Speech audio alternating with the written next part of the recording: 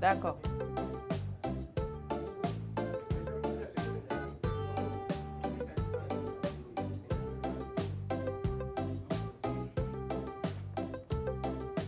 Khalifa, tu es mon copilote. À tout moment, je vais essayer. Alors, bonjour à tout le monde. Nous sommes là, déjà connectés, pour le deuxième forum communautaire avec l'AJFAS. On va juste donner 2 minutes pour ceux qui n'ont pas encore eu la possibilité de se connecter ou peut-être pour s'ajuster aux besoins techniques. Alors, on nous donne un autre 2 minutes et puis on va se relancer. Mais bienvenue à ceux qui sont déjà là et on attend encore 2 minutes pour que les autres puissent se connecter. We're just going to give 2 minutes for others to connect. So welcome to those who are connected and we'll be right back. Merci beaucoup. On reste ensemble.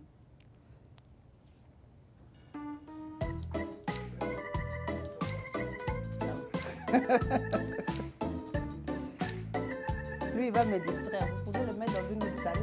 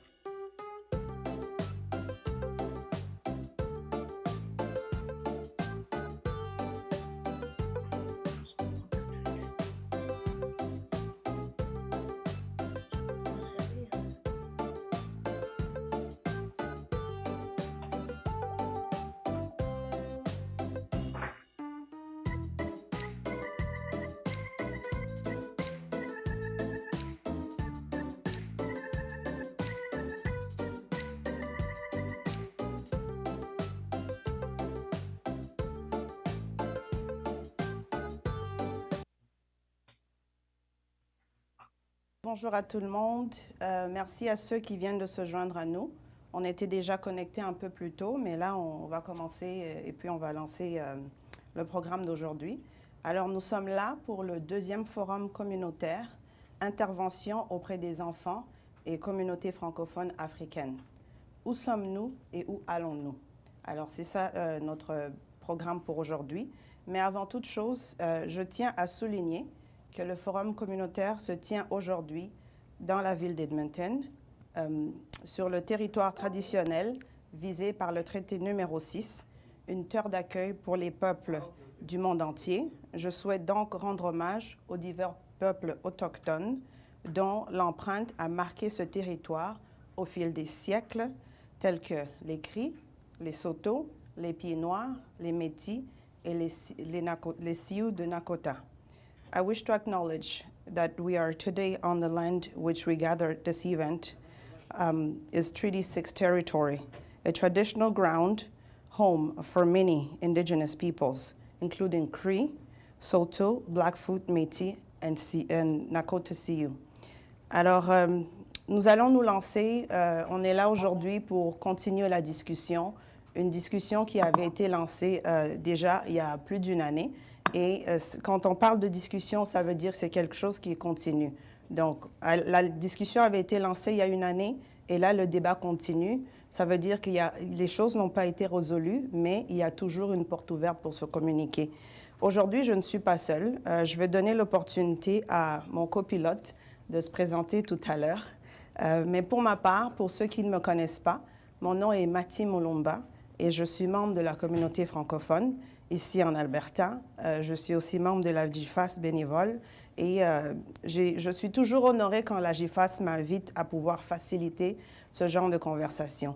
Pour ceux qui ne me connaissent pas, j'ai participé à plusieurs activités de l'AJFAS et toutes les compétences et les habiletés que j'ai acquises au cours des années ont pris naissance à travers l'AJFAS. Alors, ce qui démontre qu'il y a un travail qui est en train de se faire depuis plus de 20 ans et qui continue à se faire.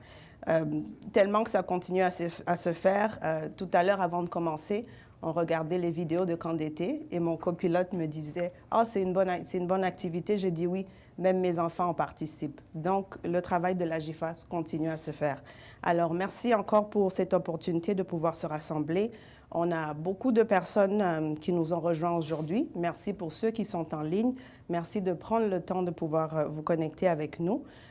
Merci aux distingués invités qui sont avec nous. Merci aux différents membres de la communauté qui se joignent. Merci aux différents professionnels qui vont se joindre aussi à nous. Alors, je vais donner l'opportunité à Khalifa Goïta de se présenter et ensuite, nous allons continuer.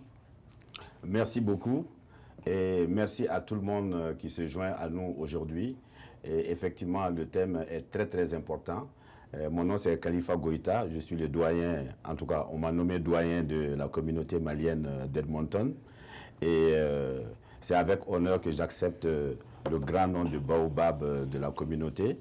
Et quelqu'un m'avait dit et interpellé tout de suite que pour qu'on soit Baobab, il faut des racines profondes. Et les racines, ce sont les femmes de la communauté. Aujourd'hui, le thème, c'est sur les interventions par rapport aux enfants.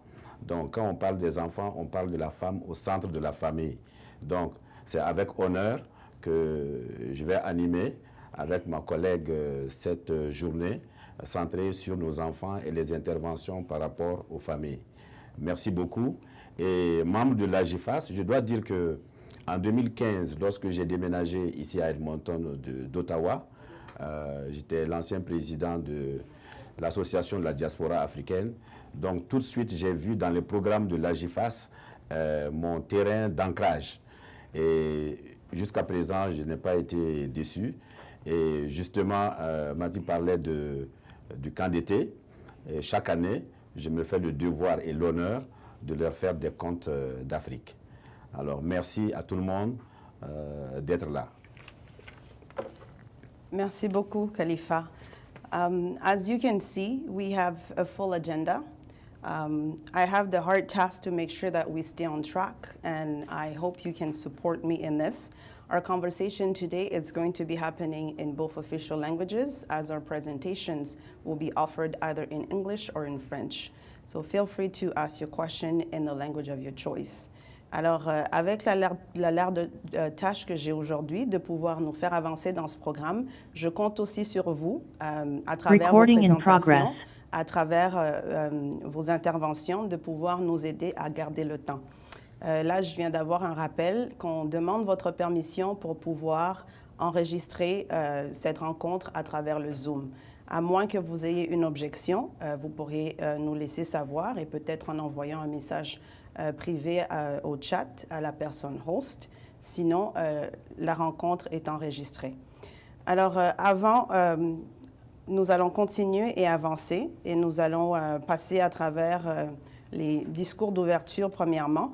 Alors, pour cette occasion, je vais premièrement inviter M. Luketa Mpindou, qui est le directeur général de l'AJFAS, qui va nous faire le mot d'ouverture. Il sera ensuite suivi de Marlon Schmidt, qui est député d'Edmonton Gold Bar.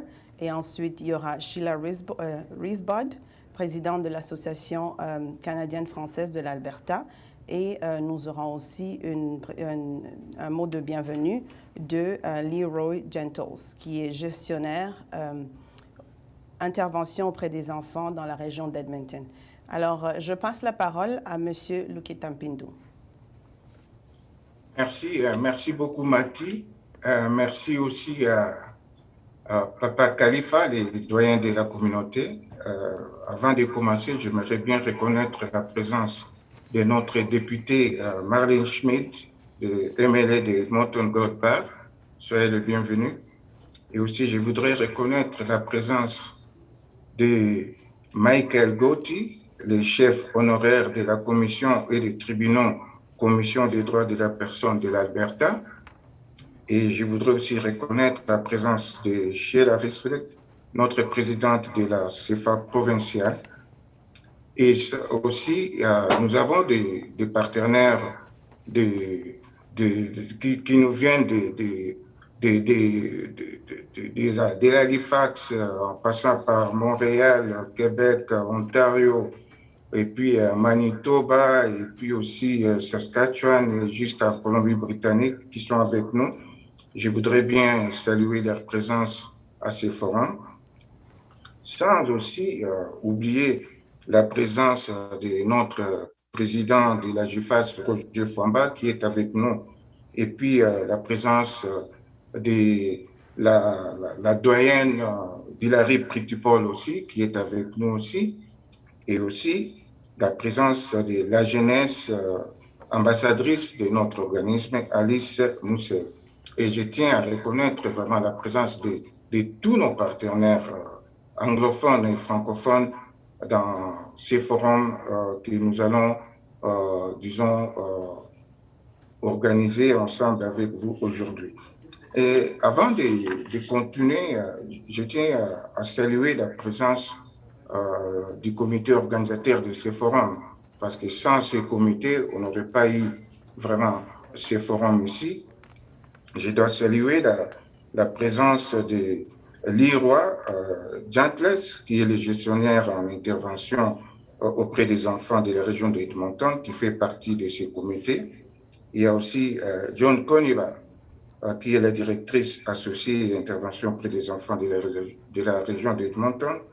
Il y a David Evans, qui est aussi l'agent de communication aussi de Children's Services.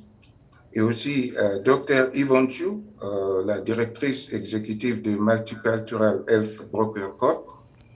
Et Khalifa Goïta, qui vous voyez au studio de Garnet TV, qui est aussi membre de ce comité organisateur. Il y a Amy Vachon-Chabot de la CFA provinciale, qui fait partie de ce comité organisateur. Et aussi Robert Sourakiwatoum de l'AJFAS.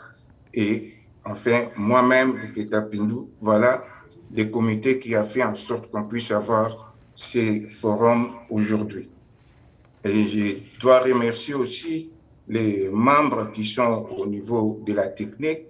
Je vois Garnet TV à travers Quentin Eboa et son équipe, Dominique et Yao aussi. Et je dois reconnaître aussi la présence de Colin Champagne de la CFA provinciale qui nous aide à ce niveau.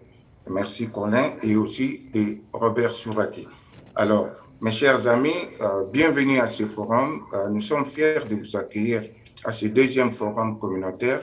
C'est toute une historique. C'est toute une historique dans le sens que ce travail ici, nous l'avons commencé en 2019 pour voir comment est-ce qu'on devrait collaborer avec Children's Services en ce qui concerne les services et programmes pour nos communautés francophones, surtout pour nos enfants qui sont surtout placés dans des familles d'accueil anglophones. Ça a été un grand souci pour nous et nous avons approché Children's Services et à partir de là, il y a eu une ouverture où on a eu beaucoup de rencontres qui ont abouti au premier forum. Et ce premier forum, nous l'avons organisé en 2019, le 2 novembre.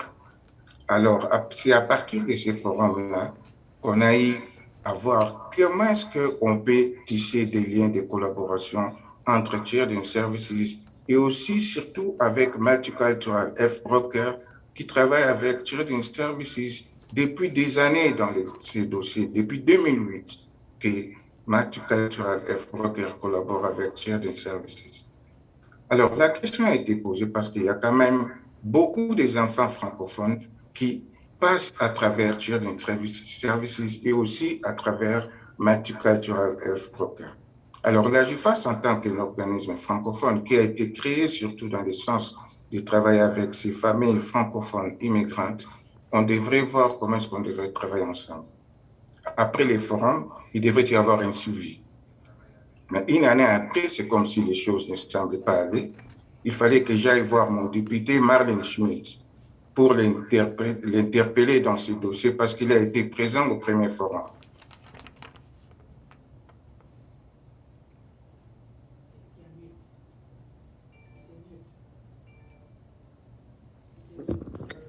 Salut Lucetta, je pense que tu es sur mute maintenant. Merci. Yeah.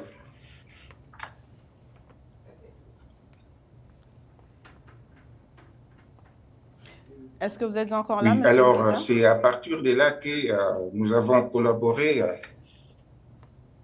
Est-ce que ça marche? Oui, ça va. Yeah. C'est à partir T'entends bien. Oui. C'est à partir de là que les députés Marlene Schmidt nous avaient aidés pour écrire à la ministre Schultz de Children's Services. Et la ministre avait bien accepté la demande pour demander à ce qu'il y ait un comité qui devrait commencer à travailler là-dessus. Alors, c'est à partir d'octobre, 2020, que nous avons commencé à collaborer avec Children's Services pour voir comment est-ce qu'on devrait faire le suivi de notre premier forum. Et les résultats aujourd'hui, nous sommes rendus au deuxième forum. Nous allons vous expliquer à travers ce deuxième forum qu'est-ce que nous avons ensemble mis en place comme action et qu'est-ce qu'on envisage mettre en place comme action dans le futur. C'est pour cela, chers amis, chers membres de la communauté, vos réactions aujourd'hui seront très importantes pour voir comment est-ce qu'on peut collaborer ensemble, pour qu'on puisse voir comment est-ce qu'on peut travailler dans le cadre de ces dossiers et surtout aussi dans le respect de la politique en matière de francophonie. Je vous remercie. Merci beaucoup, monsieur Lucetta, pour votre introduction. Sans plus tarder, je vais donner la parole à Marlene Schmidt, députée d'Edmonton Gold Bar, who I'm going to invite to address us with some opening words. Well, thank you very much for inviting me to join you all here this morning. I'm pleased to see you all again, even if only virtually. At some point, I had hoped that we would be able to gather together in person, but I guess we will continue to wait for that day. In the meantime, I'm so pleased that we are able to gather virtually to talk about the really important issues that are in front of us right now. As Lucetta mentioned, I was pleased to join this group when the first forum happened in 2019. And I'm so pleased that all of the partners involved in that work have committed to regular meetings like this, because it's so important that we continue to talk to one another to get an understanding of the issues that the community faces and come up with solutions together to tackle them.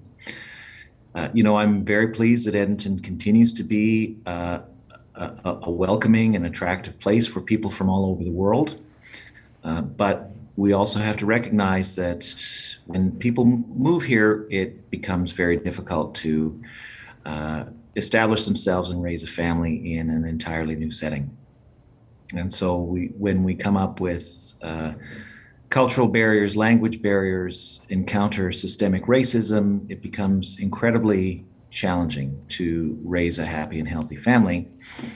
And that ends up in some challenging circumstances for a lot of people when it shouldn't. And so bringing everybody together to talk about the issues that new Edmontonians are facing in raising their children and raising their families is incredibly important. And I'm glad to support everybody in continuing to do this work. I think that this is really the only way that we can seriously confront all of the barriers that people in the community face and come up with solutions together to address them. We all want everybody to be able to raise happy and healthy children who can go on to have happy and healthy families of their own. And I think that by working together in the spirit of collaboration that's being established here, we will achieve that. So thank you to everyone for coming together to participate in this forum today. Particularly thanks to Lucetta for continuing to invite me to participate in these forums and for keeping me updated on the outcomes that these forums generate. I use the information that I gather from these things in my work in the legislature and share them with my colleagues so that we can talk about addressing the barriers and making sure that Edmonton and Alberta is a welcoming place for everybody in our province. So I wish you all a successful forum this morning, and I look forward to the next time when we can be together. Thank you. Merci, député Schmidt. Votre accompagnement et votre présence démontrent votre dévouement à la question. So thank you for continuing to serve the francophone community in Edmonton and for continuing to be part of this conversation. Notre prochain mot d'ouverture va venir de Sheila Risbod, présidente de l'Association canadienne-française de l'Alberta, ACFA provinciale. Merci beaucoup. Bonjour à tous. Merci beaucoup pour cette invitation. C'est un honneur pour moi d'être ici avec vous ce matin. Comme vous le savez peut-être, la CFA participe depuis l'automne 2020 au sein de l'équipe, le comité qui s'est formé, la collaboration entre l'AJFAS, Edmonton Regional Child Intervention et Multicultural Health Brokers Cooperative. Ce qui est vraiment spécial à propos de ce comité, et c'est comme M. McPindou l'a dit, c'est vraiment cette idée de collaboration et de travailler ensemble pour fournir des conseils et des ressources pour refléter les intérêts, les préoccupations des communautés africaines francophones à Edmonton. Alors, comme M. McPindou l'a dit très bien, c'est vraiment cette idée de comprendre les enjeux et de passer à l'action et d'assurer une liaison et une collaboration efficace avec les partenaires francophones et les intervenants francophones. Le développement et l'offre de services en français de qualité comptent parmi les priorités de la CFA. Alors, ce groupe de travail s'inscrit donc dans cet esprit de collaboration et de dialogue tel qu'il est prôné par la politique en matière de francophonie du gouvernement de l'Alberta. La tenue de ce forum communautaire constitue une étape charnière dans cette démarche afin que les membres des communautés africaines francophones de la grande région d'Edmonton puissent avoir accès à des programmes et des services d'une qualité équivalente en français. Je serai donc avec vous pendant la première heure de ce forum, mais nous avons des membres de l'équipe de la CFA qui seront là toute la journée. Alors, soyez assurés de notre collaboration et de notre appui dans l'avenir. Sur ce, je vous souhaite des riches discussions dans le cadre de ce forum. Et merci encore pour l'invitation.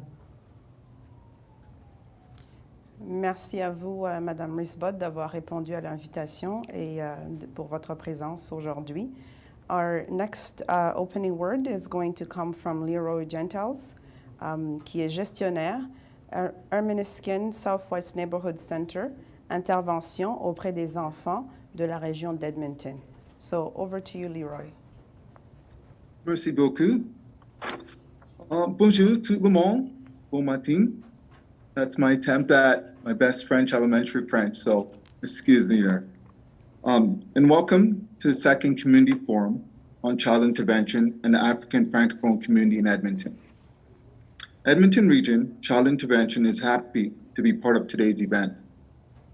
I would like to sincerely thank Lukita and the staff of AJFAS for hosting today's forum, and to thank you to Dr. Chu and the Multicultural Health Brokers for being part of this journey with us. I appreciate the opportunity to speak this morning. Creating and maintaining strong relationships in our community is one of the most important things we can do in partnership. That's why we are pleased to be part of today's dialogue and to learn and listen and to understand. In 2019, we saw the community forum as an opportunity to engage with the local Francophone community, to learn about your successes and challenges, and discuss what we can do at Edmonton Region Child Intervention to continue creating positive outcomes for our children, youth, and their families.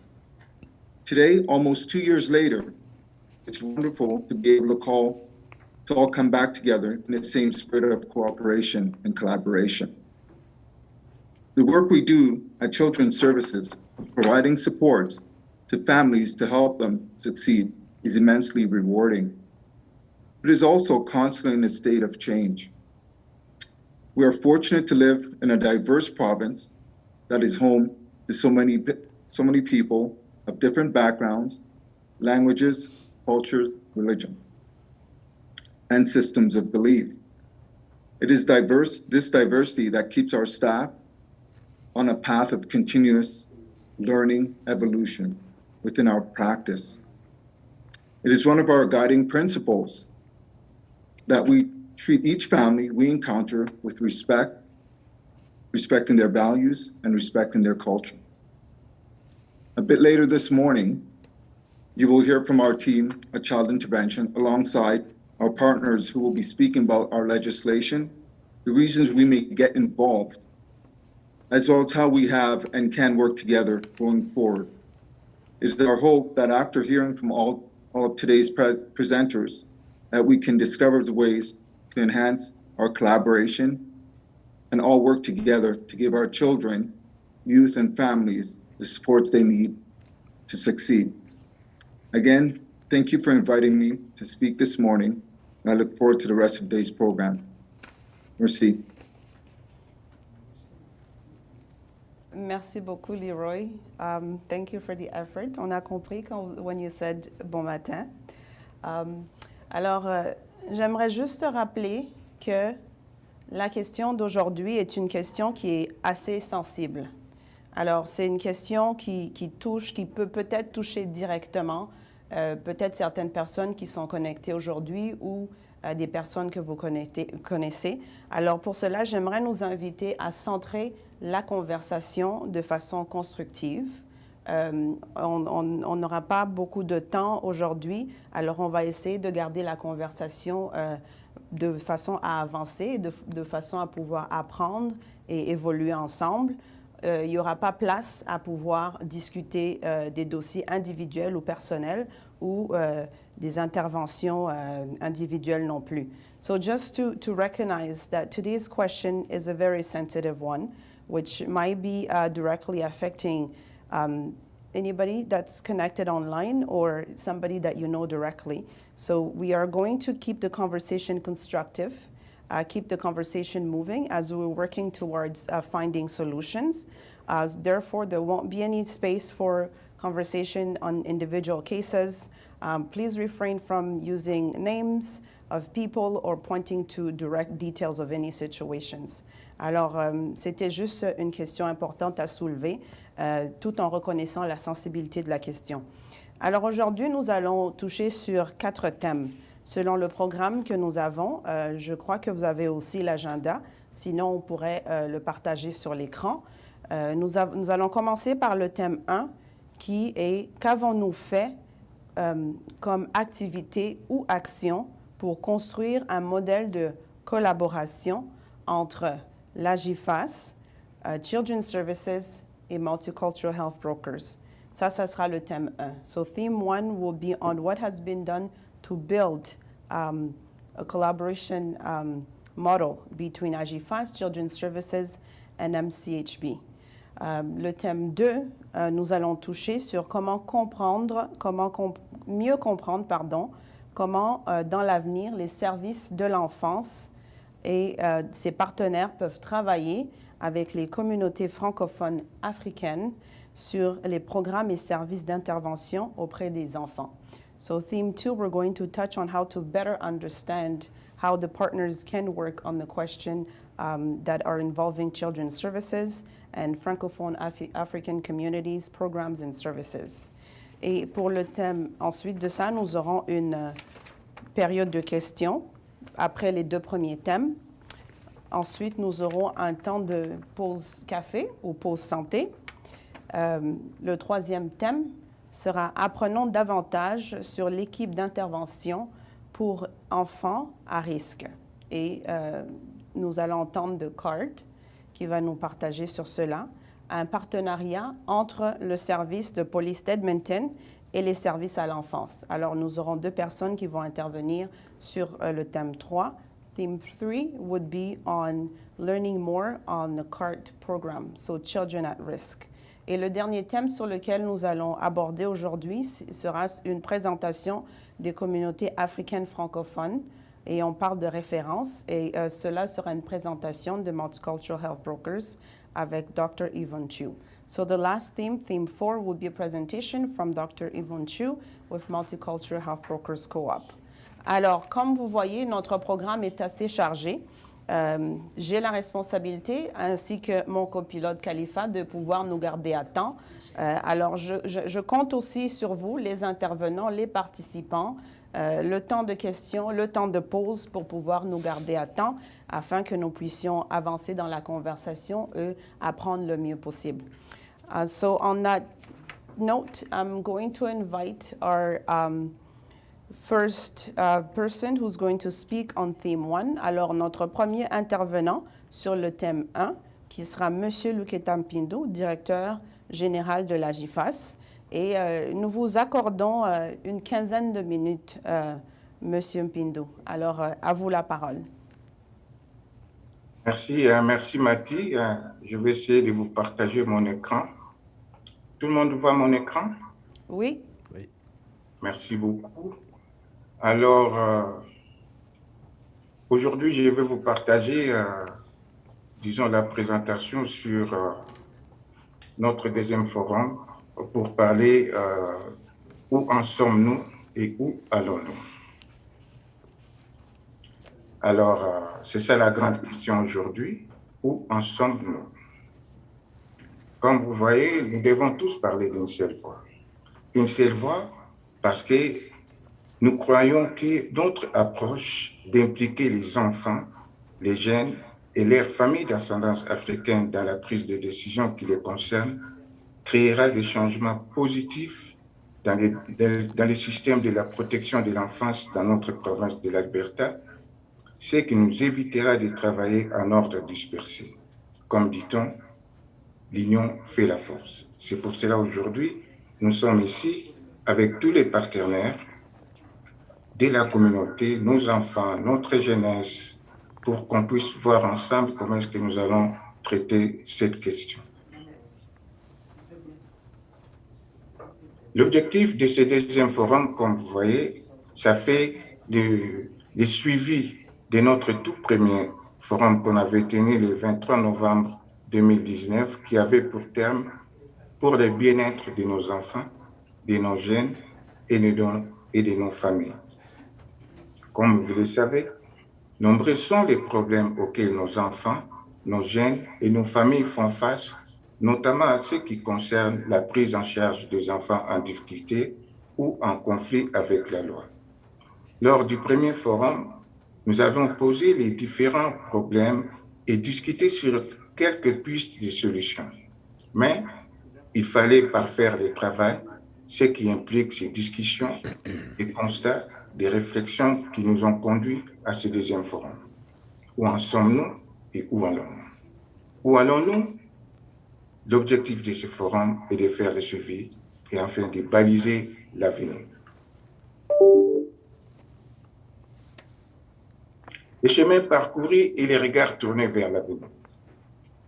Nous avons eu à organiser depuis 2019 des différentes activités dans la communauté et avons réfléchi sur les facteurs de risque et les défis auxquels font face les enfants, les jeunes et les familles francophones africaines.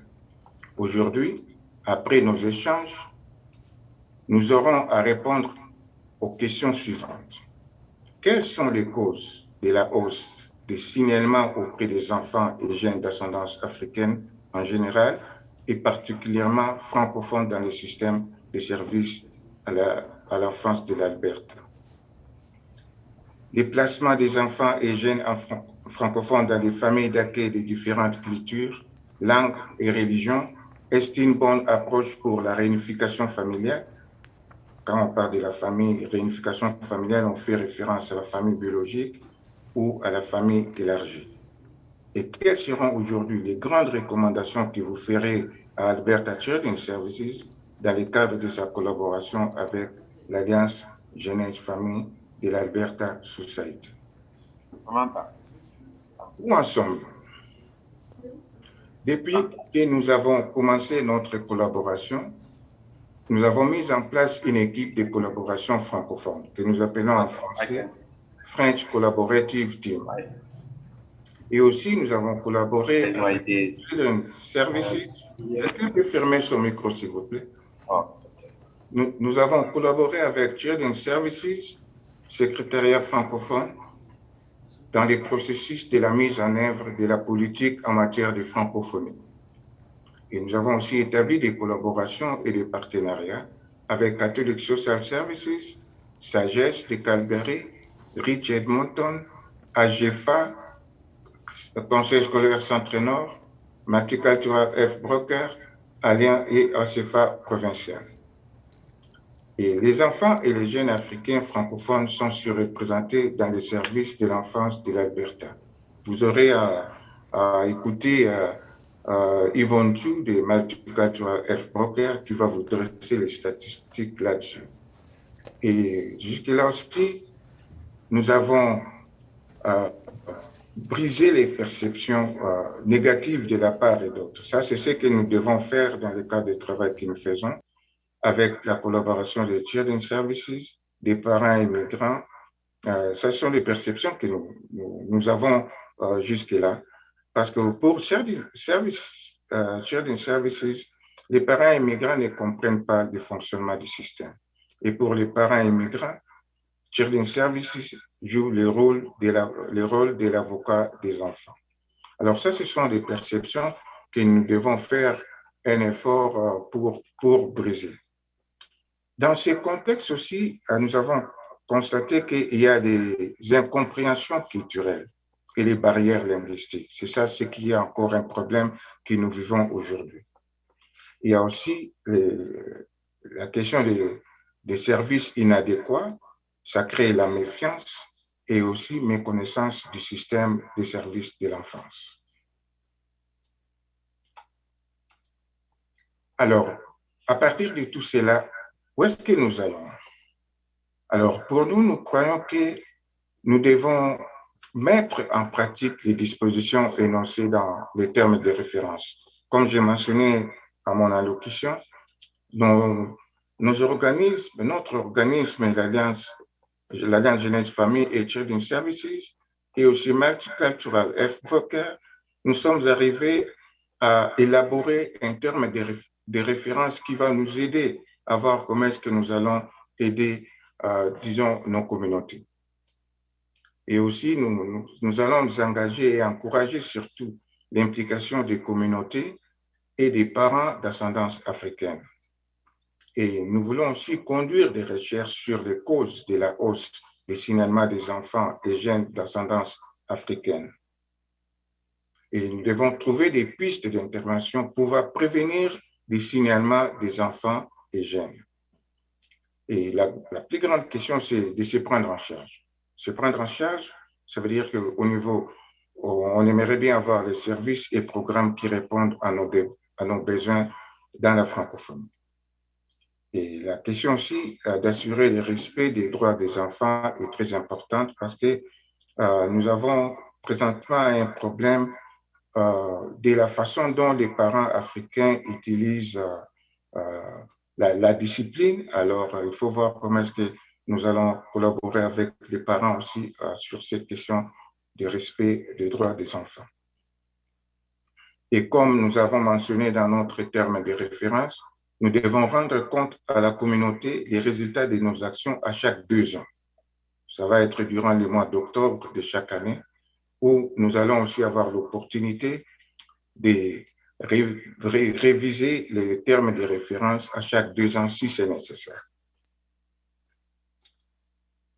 Alors, voilà où nous en sommes aujourd'hui. Pour rappel, le travail que nous faisons à l'Alliance Jeunesse Famille avec toutes les activités que nous organisons, c'était à partir de notre annonce de la création de l'Alliance Jeunesse Famille de l'Alberta, qui a été faite le 18 septembre 1999 lors de la célébration du 10e anniversaire de l'Association multiculturelle francophone de l'Alberta, que je salue la présence de la doyenne Madame Dulary Prettypot, qui a été la présidente de cette association en ce moment-là.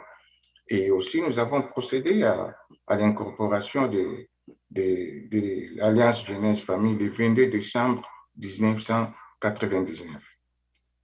Alors, voilà, en fait, les raisons pour lesquelles, depuis 1999, nous faisons de 7 causes notre cheval de bataille. Défendre et promouvoir les intérêts de nos enfants, de nos jeunes et de nos familles. Pour ceux qui veulent bien prendre quelques informations sur ces livres-là, de l'Alberta et le multiculturalisme francophone, témoignages et problématiques, édités par Claude Couture et José Bergeron. Ils peuvent aller à la librairie du campus Saint-Jean, ils peuvent trouver ça. Ou bien, on en a quelques copies ici à la GFAS pour ceux qui aimeraient bien voir mon discours que j'avais énoncé lors de ces forums-là, au 3e chapitre sur les thèmes la jeunesse congolaise dans la société canadienne, pages 33 et 36, où j'évoquais les enjeux sur la délinquance juvénile, la prévention des crimes, les conflits intergénérationnels et le racisme et discrimination. Alors voilà, chers membres de la communauté, ce que j'avais à vous partager et merci à toutes et bonne rencontre. Merci.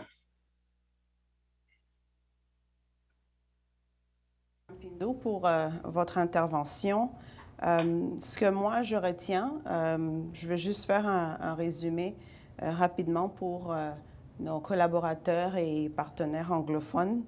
I heard you say that we need to speak from one voice, that unity is a strength.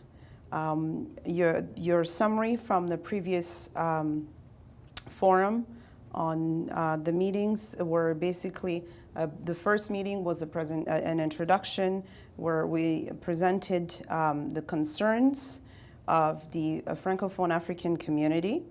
And to date, there's been many activities, many workshops that were hosted on the topic. So from the first forum to the current one.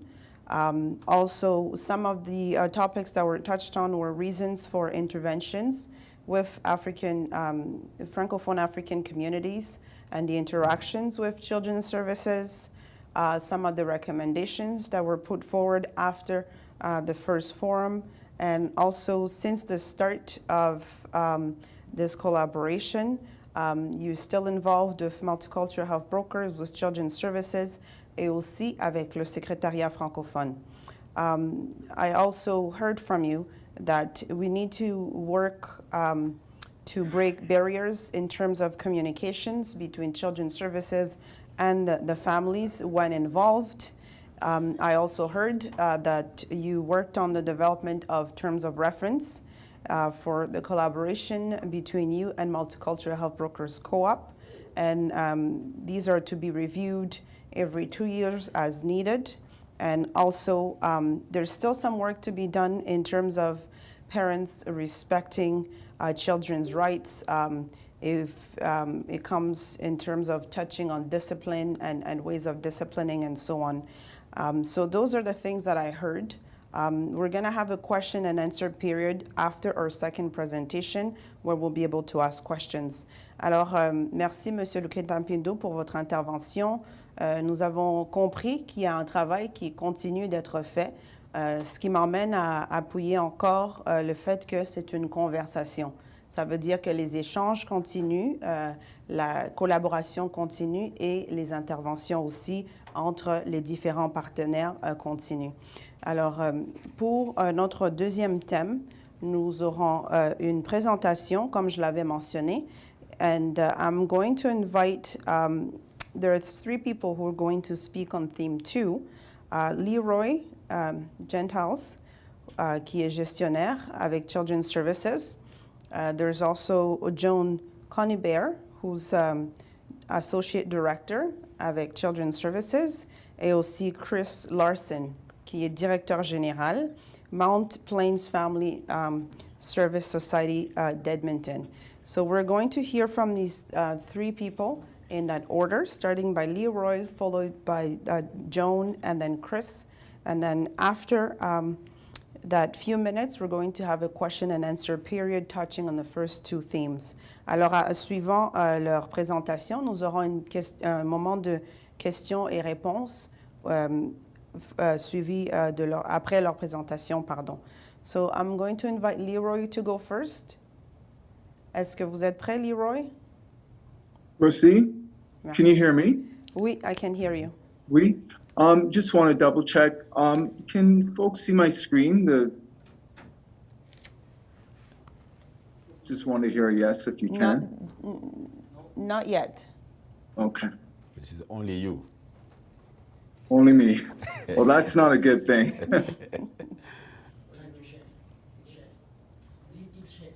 Can you please share your screen? Yes.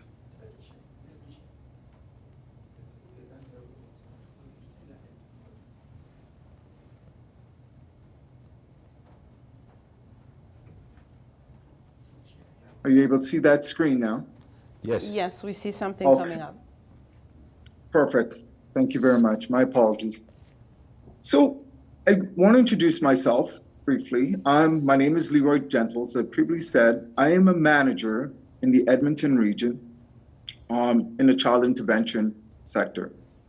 I manage an office out of the Southwest Edmonton region.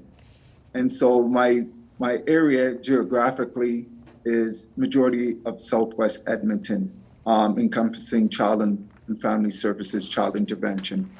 I have approximately 34 staff that report out of my office. We have a group of administrative staff. We have 3 units that are responsible in serving the community. We have a unit that we call a permanency unit, which deals with private guardianships, adoptions, and long-term supports for families after children's services involved. We have another unit that's called our case management unit. And that unit usually gets involved with families when we have an open file. And an open file is an enhancement agreement or a court-ordered agreement with children's services. And the other unit that we have is an intake and assessment unit. And that is usually the first point of contact that you would have with our office as an individual out there in the community, is that intake and assessment. And that's probably where I do want to focus the majority of the short presentation, because I do know my colleagues also have information to add to that. So that's just a brief overview of what my office is. What I wanted to touch on today is the fearfulness. I'm also an immigrant, and a long time. But what I hear a lot of is that don't speak to children's services because they're going to take your kids away. And what I'm here to say today, that's That's false. We really do not want children in care. Our whole premises is to keep children with family at all, just about every possible angle that we can. And so what I want to help alleviate and what we're trying to do in communicating to the community is that we're not there to bring children into care. There is no remuneration, points, or anything of that sort for a child coming into care. And so I do want to tout that out there, that to alleviate that fearfulness that we're trying to be collaborative in the community, and that stigma that children's services takes children into care and that's it, is truly is a false perception that folks have. I must say, I cannot speak to individual situations, but overall situation, the fact is that we're trying to keep families together. So the first slide that you see in front of you is just, for me, it's a basic overall of what happens, how we get involved. And these are some of the questions that we end up asking of individuals who call in. So we don't go out knocking on doors or hanging out in the parks and stuff like that to see if there is bad parenting or neglect that is occurring. Our information comes from the police through domestic violence, from schools, from doctors, psychologists, family members, and community members overall. So that's where we get our information. When we get that information, we actually we're obligated to look into that situation. As an individual that's calling in, you're not obligated to give your name. You can remain anonymous. But these are some of the things that we would be asking the individual. And as you could see in there, some of the stuff that we talk about, we ask some tombstone data. How long have you known the family? Because that also helps us. Because sometimes we do get malicious calls. We get calls where neighbors are pitting against each other. We have scenarios where you live in an apartment and the person downstairs is angry at the person upstairs because their kids are running around up top and they're making a lot of noise. And so they call in, and that's a legitimate call. And so we as Children's Services have to navigate through that. Is that a legitimate reason for us to be involved in somebody's life? You know, and we would probably make a quick call to the family, see how they're doing. But really, would we get involved in that? No, we don't. It might be that the family once we speak to the family, they might be needing some community supports. And so we would make a referral in that respect for that family. But we would then leave the family. We would not have any more further contact with that.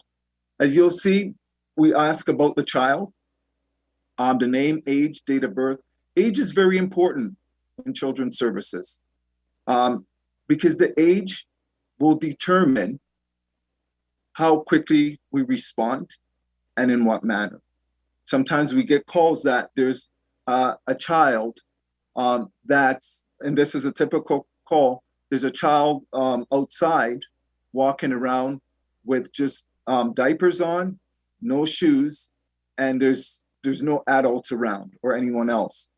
So that comes into play at times. And so when we're dealing with those things, we try to find out from the parents, what is actually happening for you during that time? And most of the time, I can really state that the parent might have gone upstairs or gone into the back to do something, and that child, who is very clever, is now able to figure out how to open that door and bolt outside and start going somewhere.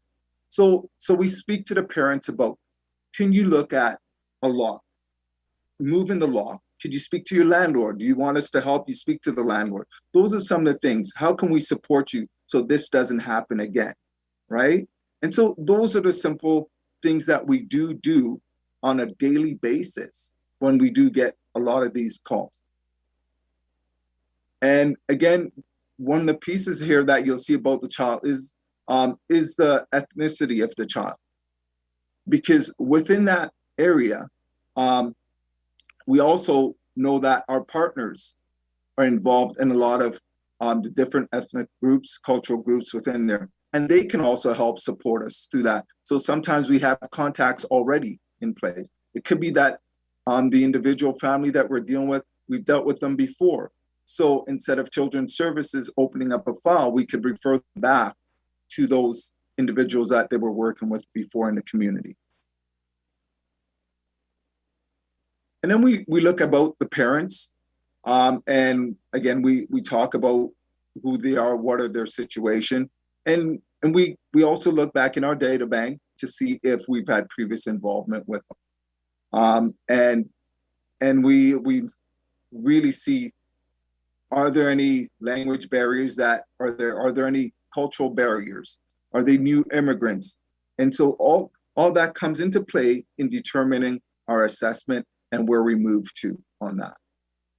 And I can assure you here, we have, in my 25 years of in child intervention, children's services, we have every walks of life that's involved, from the professional, doctor, lawyer, professor, to a family that distraught, that is homeless. So there is a variety of involvement of individuals. And then there's always the concern in reporting, right? That what happens if I've reported, the person finds out. And we're obligated by the Act to not reveal our referral source. That is one of those number one things that you get trained in right away, that you do not reveal the source. Now, sometimes folks guess, but we don't say, yeah, that's an individual from downstairs that's calling on you because your children are running at 10 o'clock at night and they have to get up and go to work. We don't, those things we don't reveal, but the person can usually guess what's going on there. And so again, I state that you can remain anonymous when you do have those calls come in. And then what happens after that? A few things can happen for us. We can we'll call the family and go through, a scenario as to what is happening for you. Do you need our support? Is it serious enough that we need to be involved? And most of the time, we usually close at our intake referral phase because we can refer the family to community to get support, or we close it outright because what we found out is the family is able to mitigate those concerns that were sent to us. The other piece of that is that depending on what we find out, again, through the assessment activity, we might be able to, like I said, close the file because the child is safe. And we have a bunch of determining factors that we use. And I'll put up a slide here very shortly to show you some of those things that we do use to speak about safety. And then we also have under our enhancement program, and we also have a court-ordered program, which is our most intrusive area in dealing with our families. But our most piece of it is that we're wanting our community partners to support the children and families. That's where we end up laying our hats, just in all fairness. That's the main goal. And there's on this slide, which we talk about, and abuse and recognizing abuse. Those are some of the things I think that 2019 was spoken about already. And so I don't want to rehash that, but there are those disclosures of abuse and the different types of abuse that are there that we do deal with, the emotional, physical, sexual abuse, which are the common ones when we're talking about those situations. So I just wanted to bring that to folks' attention. The last piece that I want to bring to this slide is what contributes to child abuse, which, as you know, within the COVID era right now, there's a lot of stress and strain on families. And it boils down to not just inadequate parenting skills, although that's a lot what we get information on, lack of positive parenting, criminal and mental health. We're seeing a lot of rise in the mental health issues right now and domestic violence within all parts of the community. And so that has been a rise in what we're dealing with. And you'll probably hear from our partners later on in regards to some of the domestic violence issues that are occurring. And then we also deal with the alcohol and drug abuse, because what we're finding is folks have been isolated for so long and they don't have that activity or connection. And so that has been a rise in what we have been getting calls and dealing with. So I just wanted to bring that to your attention. I'm now going to try and bring up my other slide. And I'm really hoping that I can do that.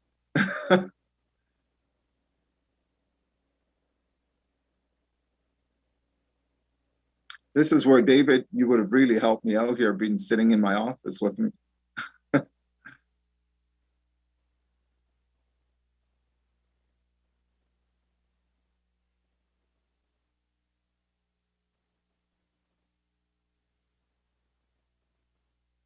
My apologies. I do want to put that slide up because I think it's so important that it is there, and I'm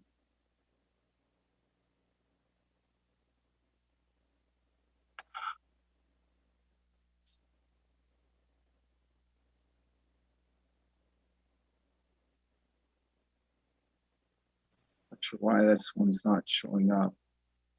Can you hear me? Yes, I can. You have to stop sharing this one in order to share the new one.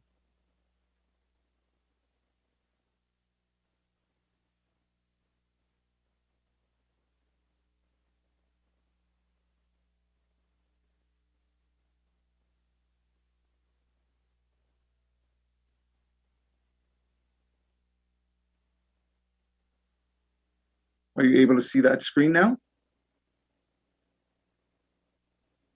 Yes. Okay, perfect. Just going to drag it over on my area.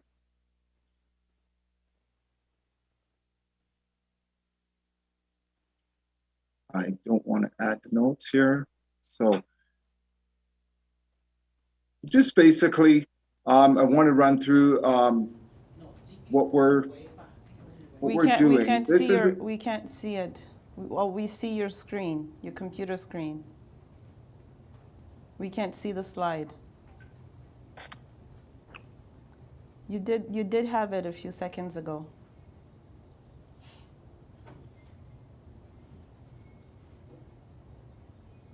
Okay. My apologies, folks. So perhaps stop sharing your screen right now and redo. Okay.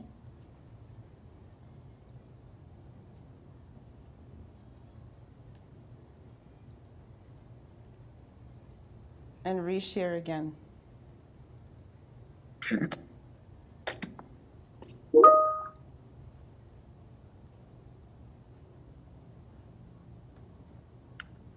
Is that still sharing or no? No, it's not sharing right now. I'm not sure what's happening now with. I'm not sure what is happening. Okay. Just go ahead and explain it then. I'm very conscious of the time as to what we have. Leroy, it's possible to send it to Robert, and Robert will try to help you for that.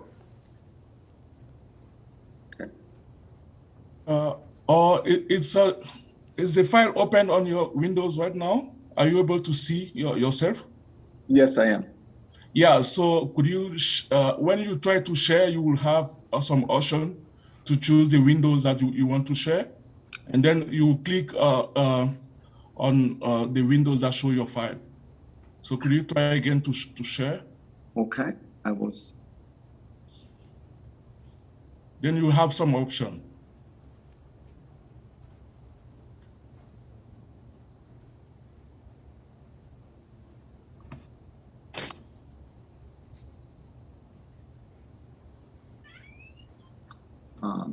No. Still not I working? know. Okay. So when you click on share screen, Yes. what do you have after? In all fairness, Rob, it's not helping me to share the screen. And so I'm going to go back to the front page. Okay. And I am going to take a look at what I do have up on my board. And so I'll go from there and see what I can pull up. So my apologies. So just send it to Robert, and then we will thank you for that. Yeah. Okay, I'll send it to Robert, and I'll do that right now.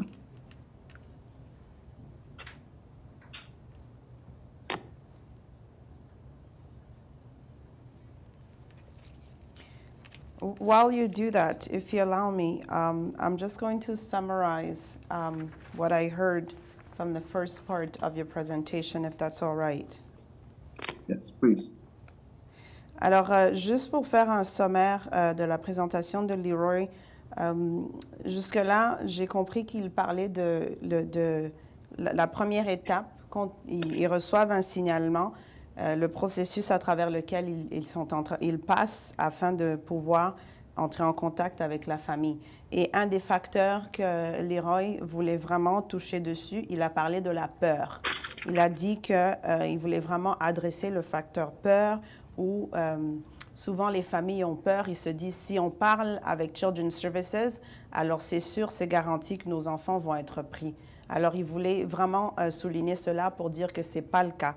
Alors, il faut entamer les conversations, les discussions, répondre aux appels, aller aux rencontres pour pouvoir mieux comprendre qu'est-ce qui se passe. J'ai compris aussi que leur objectif avec Children's Services est de garder les familles et les enfants ensemble, qu'ils ne sont pas dans le domaine de séparer les familles, parce que cela n'est pas à l'avantage de leur service ni de la société non plus. Il a parlé qu'eux souhaitent collaborer avec les communautés. Et puis, il a aussi mentionné qu'ils prennent sérieusement tous les signalements qu'ils reçoivent et font un travail assidu pour bien comprendre et savoir si le signalement est effectivement valide. Il dit qu'ils sont là pour soutenir les besoins des familles et leur première conversation tourne autour de comprendre quels sont les besoins de la famille. Et en bout de ligne, ils se rendent compte qu'il n'y a pas besoin d'aller plus loin parce qu'il y avait peut-être un besoin quelconque par-ci ou par-là qu'eux peuvent aider à répondre ou sinon référer aux communautés ou aux services ou programmes déjà disponibles dans la communauté pour aider et accompagner ces familles-là. J'ai aussi compris que l'âge de l'enfant est très important parce que l'âge détermine la rapidité de l'intervention.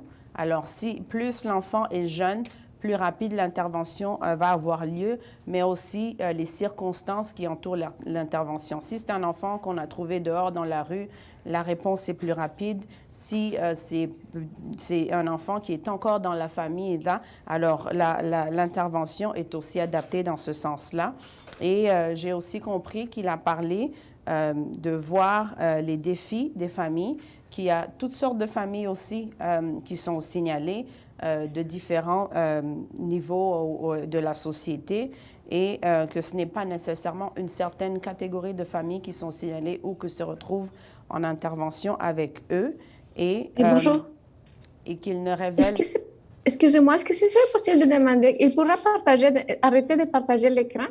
Comme ça, on peut voir les vidéos. En ce moment, on voit son écran personnel, privé.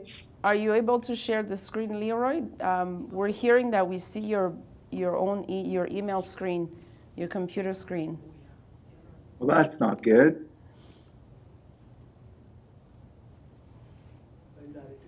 It's still the same. Now we, okay, we're there. We're there? Yes. Now we see a document. So Okay. I'll let you continue. Okay, super. Thank you. My apologies for that. And my colleagues are probably saying, Leroy, you're hogging up all the time now. So just a quick overview, and I'll probably be speaking a little bit faster. This was part of our 2019 presentation. And I just wanted to go through some of the slides very quickly and just to speak to those, to certain areas within the slide. And I think for the most part, who Children's Services, who we are, like I said, I spoke earlier in regards to the first screen, we're part of the government of Alberta. And so there's, within Edmonton region, we're part of the larger Children's Services ministry. And then within the ministry, there's a region, Edmonton region. And so there's various regions with, I think Joan will be touching on later on as to how that works. And then we respond to concerns about safety and well-being of children and youth in Alberta. And then what you'll hear out there is that we're mostly referred to as child intervention. And we do serve a huge population, although it's not, the percentage is not large. We do get involved with lots of families, unfortunately, who are immigrants, new immigrants to the country.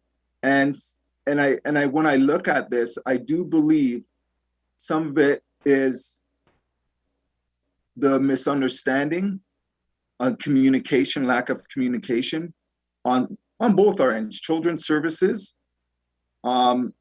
and in speaking with the family. And so as Children's Services, we have an obligation to ensure that when we're dealing with new immigrants, folks of different culture, that we need to be able to take the time to explain and sometimes to socialize as to some of the parameters that we work within when it comes to child intervention and what we do. So Angie, you have your hand up, and I don't know if that, should I be addressing that right away? Yeah, thank you. No, I have a hand up. I don't know, maybe I should just wait when we have questions, or instead of interrupting you, I had a questions just from what you have said. I do believe that we're going to have a question and answer period after we're done, for sure. We do that. Okay, thank you very much. Yes, the question time will come after the presentation. Yeah. And so what we do as Children's Services, we provide a lot of resources and support and programs to help families be their best. So that's one of the things that we do try and do. It's and when we're saying resources, we're talking about other community programs that are available to families through agencies or other government areas. Because one of the things we don't want is to be Children's Services to be the catch basin and the be all for everyone, because it's not fair to families.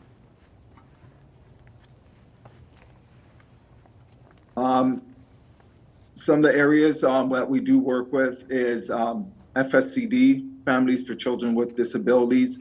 We work with Alberta Works, the Triple P programming that we do refer families to.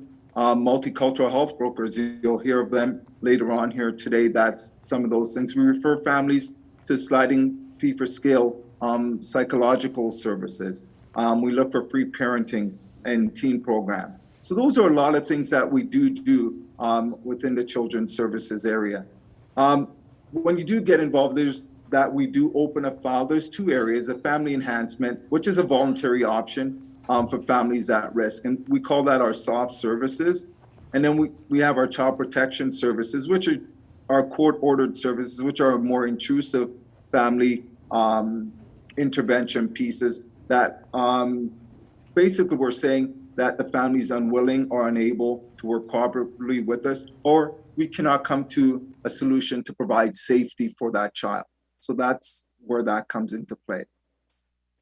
Still, our guiding principles that I spoke about earlier on, the family is the basic unit of society, and keeping the family together is a priority. I know that firsthand working within, like I said, Children's Services, that we go to great lengths to ensure that children do stay with family. And if they can't stay with family, right, we're looking for extended family or kin family. So that has been a huge step for us. And I think you'll hear more about that. And we'll probably be able to speak more about that in the question and answer and then later on in the forum area.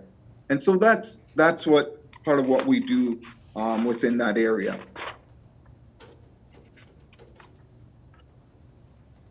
And we talk about what is the Child, Youth, and Family Enhancement Act. I don't have to go over that again. That's our legislation. That's what we have to follow. In order to be involved in a family's life, we must meet the criteria of the Child, Youth, and Family Enhancement Act. And I mentioned earlier about the types of abuse that we had spoken about, and I don't need to get into that. And we talked about at the initial state of becoming involved and what the concerns look like, and we have to meet the legislation. And I know this part in there, not reporting a child you believe is being abused could result in a fine.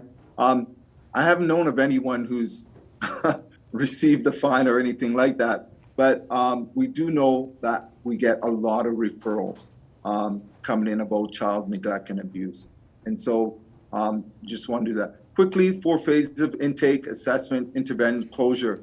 The intake, like I said, intake and assessment is where we get most of our conversations occurring, because when it reaches the intervention area, we're usually opening up a file. But we can, at the intake and assessment, we can mitigate a lot of concerns with families by creating a safety plan. And because I'm running out of time, I was going to put up a safety plan here, but I'll be able to talk about that later in the breakout room. But within the intake and assessment, he said, we are dealing with a lot of families to create safety. And what does safety look like for family? How could we walk away? How could Children's Services walk away from a family to ensure that the child is safe? And that could be building that. That's where we reach out to the community to get support. We have family meetings, family group conferencing. And so what's doing is that we're bringing families together, bringing the community together, saying, how do we help this family? How do we help keep the children safe? So those are you'll hear a lot of that when we're dealing with families that at that assessment stage, hey, you need to bring somebody to the table who can support helping you through this, because Children's Services won't be there all the time. And so who can help support you? And that's probably been one of our major shifts in what we do, is bringing in family, kin, and community, and whether that's an elder or an aunt or an uncle or grandparents, to help support the family. And that's ongoing. And like I said, I'm very mindful of time, and I know my colleagues will probably speak to the other areas of kinship and foster. And so I'm gonna turn it over to them here in a second. And so what I wanted to say in conclusion from my part here is that folks, I don't want folks, the message out there is that we're really trying to help. Again, in my years, I have not sat around and say, hey, we were purposefully targeting a family or a specific community. What we do need to do is communicate better. That's one of the things that I know from Children's Services that we need to work on and improve our community communications. And so I am very grateful that we do work with various community members like Multicultural, and we're now working with AJFAS, and you'll hear from Mountain Plains later on. So we are reaching out to a lot of communities to try and see how we can better preserve family and how we could return children to family sooner and work on the culture. Thank you very much. Thank you so much, Leroy. Thank you for your presentation and sharing those 4 steps: intake, assessment, intervention, and closure. Alors, les 4 étapes qui ont été partagées. I'm going to pass it over to Joan Conibert, being mindful of the time that we have left. So I'll leave it to Joan and counting on you, Joan, to help us also leave some time for Chris to share. Yes, thank you. Good morning, everyone, and thanks, Leroy, for sharing the information on how we work with families. I wanted to take this opportunity, and I won't be sharing a screen because I can't handle the kind of pressure that Leroy was just under. So, and I have a very a brief presentation. But I wanted to take this opportunity to tell you a little bit about how Children's Services is structured. So every province in Canada has their own legislation in place to support families and to protect children. So as Leroy mentioned, we work under the Child, Youth and Family Enhancement Act.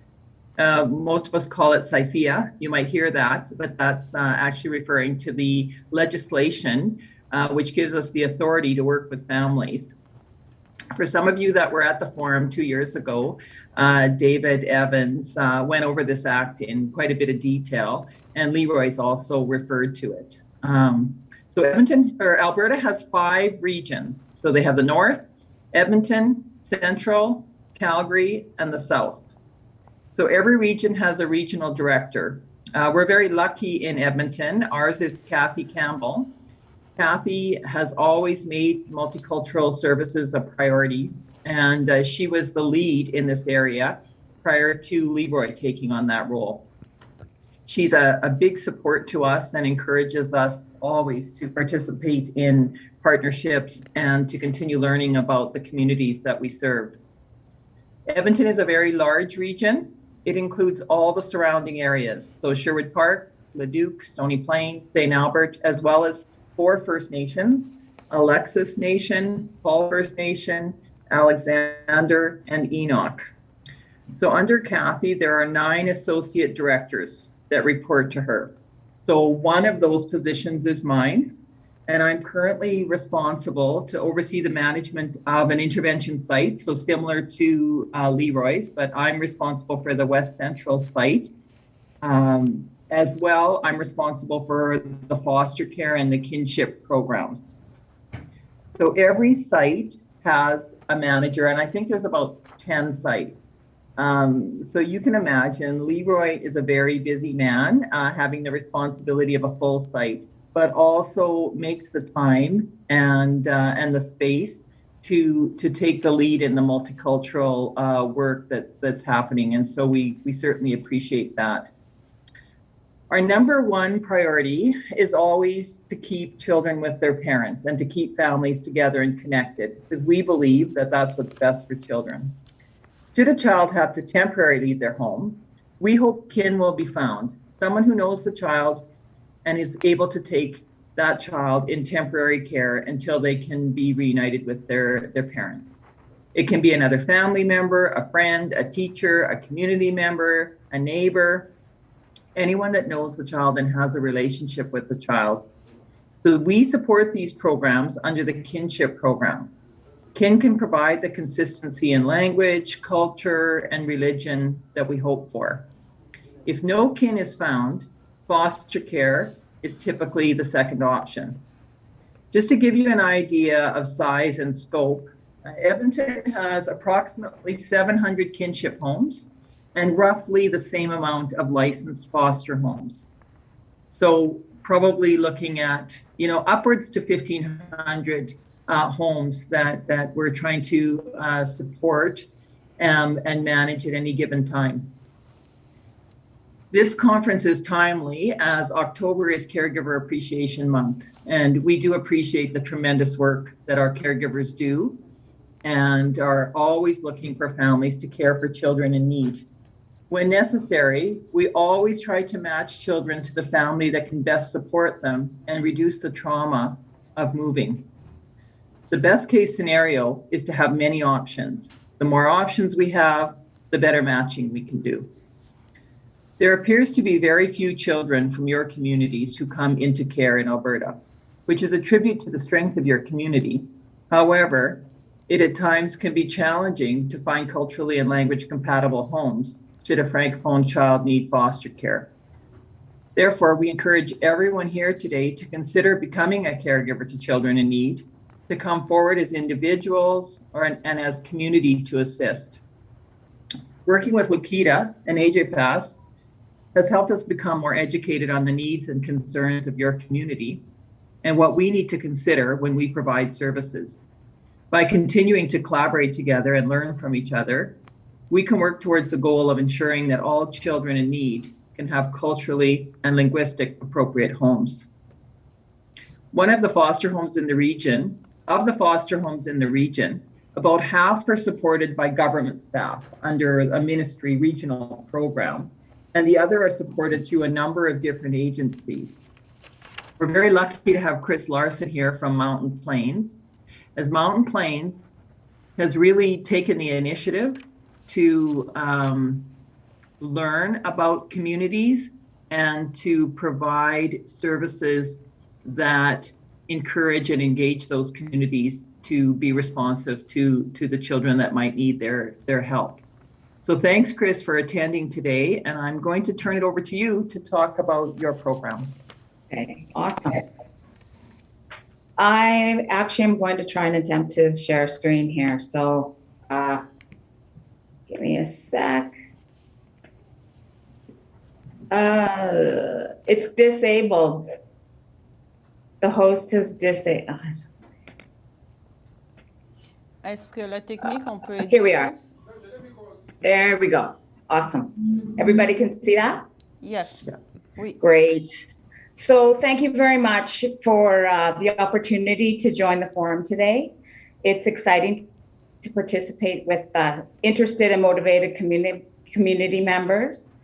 Strong communities don't just happen. They need leadership and they need engaged members to move them forward. And this forum indicates that your community is very much a part of doing some intentional work and is interested in creating some capacity within your community to care for kids and help families when needed. And we know that as a larger community of Edmonton, Alberta, and Canada, we want strong communities. And so I'm just so appreciative that you guys are here and wanting to move your work forward. A bit of about our agency is our full agency name is Mountain Plains Family Service Society of Edmonton. We say Mountain Plains, it's a lot easier. I'm the director. We've been doing work in foster care for about the last 30 years. And so we're a contracted agency with the government that Leroy and Joan spoke about. We work with about 35 families and about 55 kids. And those are kids that are in care, in foster care. Now, just because that's our primary business doesn't mean that we want kids to come into care. That's not what we want. Best case scenario is that if kids have to be with us, we find a supportive home that can support them in all aspects of their life and that they remain with us for the shortest amount of time as possible. So as much as we work with kids in care, we also want to get them back with their family as soon as possible. So we support our families to support the children and families to do that. So I think 3 of the important premises that I wanted to touch on that really kind of speaks to why we're doing this work is cultural communities in a lot of ways are an underused resource. We know there's a lot of family that have the desire and capacity to help kids when they have to come into care, and we want to grow that and strengthen that aspect. We know that for children to be healthy, they should be in homes that have close ties to their culture, language, religion, and extended family. So we do that best with kinship care. Working hard with our foster families and to have a number of foster families who could provide that to children of different cultures and who speak different languages. And then I think one of the most important thing is that as a community agency, we rely on people like you that have an interest and motivation to help kids and families. And our agency doesn't exist without caring, willing, and motivated community members. So we definitely need people like you to help us do our jobs. My presentation is going to be specific to the area of caregiving because that's what we do. There are numerous ways as a community member, if you wanted to help. I'm going to speak directly to caregiving. So there's a number of ways that you can be a caregiver, lots of informal ways, babysitting, day homes, informal overnight care. And then there's also formal ways like kinship and foster care. So part of what I wanted to talk about today was an upcoming project that Mountain Plains, Multicultural Health Brokers, and AJFAS are looking to start in the new year. Prior to the pandemic, Mountain Plains and Multicultural Health Brokers ran a series of very well-received community education sessions. And so building from that, the communities told us we want more, we need more. We want to build our caregiving capacity.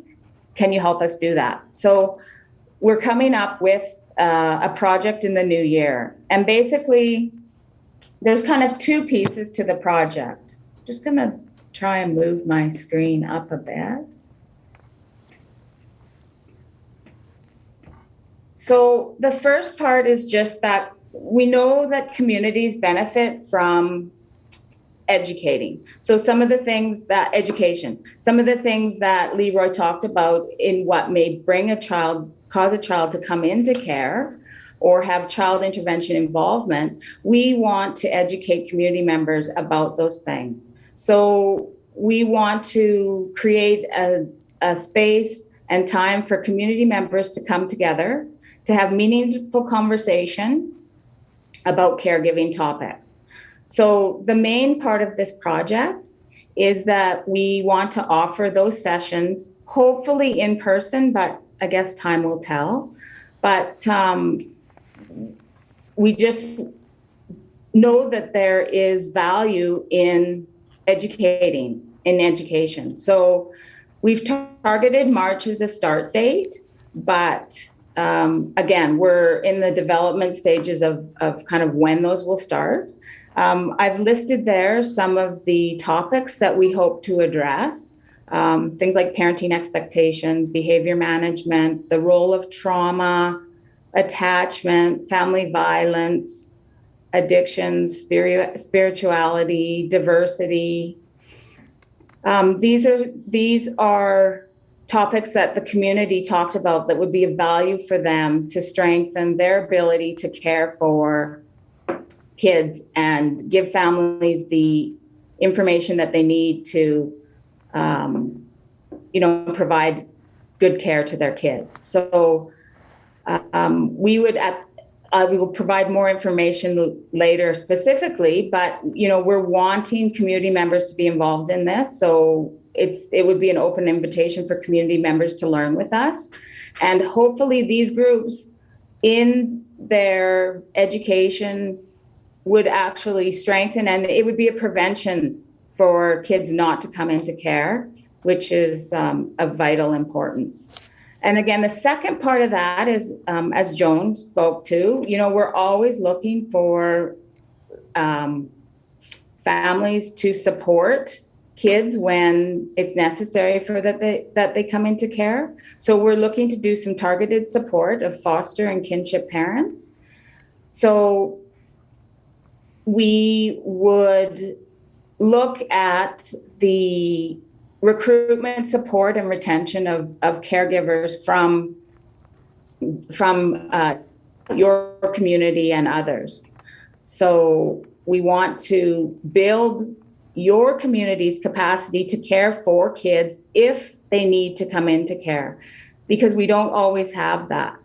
So expanding the knowledge in the community, as well as having places for those kids to go if necessary, is vitally important. And then just sort of the last place now, I've just put some contact information down to go forward.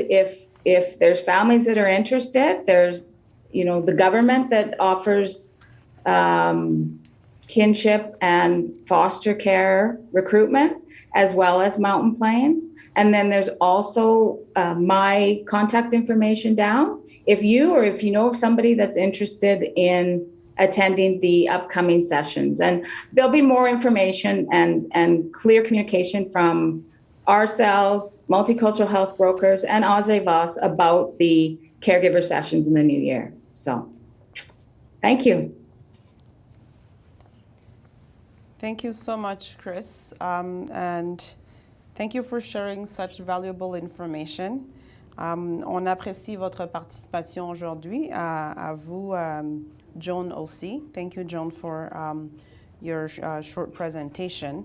Ce que j'ai retenu de la présentation de Joan, c'est qu'elle nous a présenté un peu la structure de Children's Services, nous a fait comprendre qu'il y a 5 régions à travers l'Alberta, que les services de Children's Services sont régularisés de façon provinciale et elle nous a fait part de ses responsabilités, qu'elle s'occupe plus du foster care et kinship.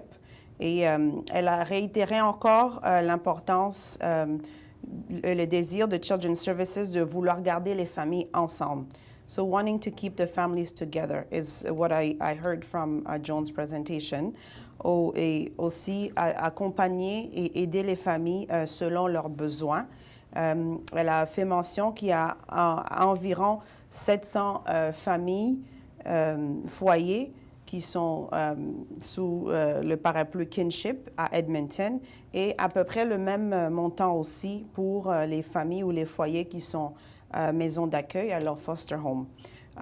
Elle a fait mention de le mois d'octobre étant le mois de l'appréciation des personnes aidantes. So October being the month of appreciation for caregivers. Et elle félicite la communauté francophone pour dire qu'il y a très peu d'enfants de la communauté francophone qui se retrouvent dans le système de Children's Services. Et elle a lancé un appel à la communauté pour devenir famille d'accueil si cela vous intéresse.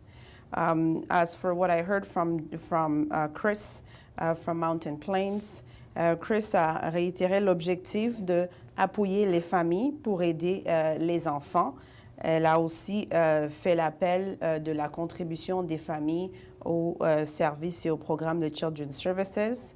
Et elle a fait mention d'un nouveau programme qui va bientôt venir au début du mois de mars, une collaboration entre AJFAS et Multicultural Health Brokers, un programme qui aura l'objectif de prévenir pour éviter que les enfants se retrouvent dans le système.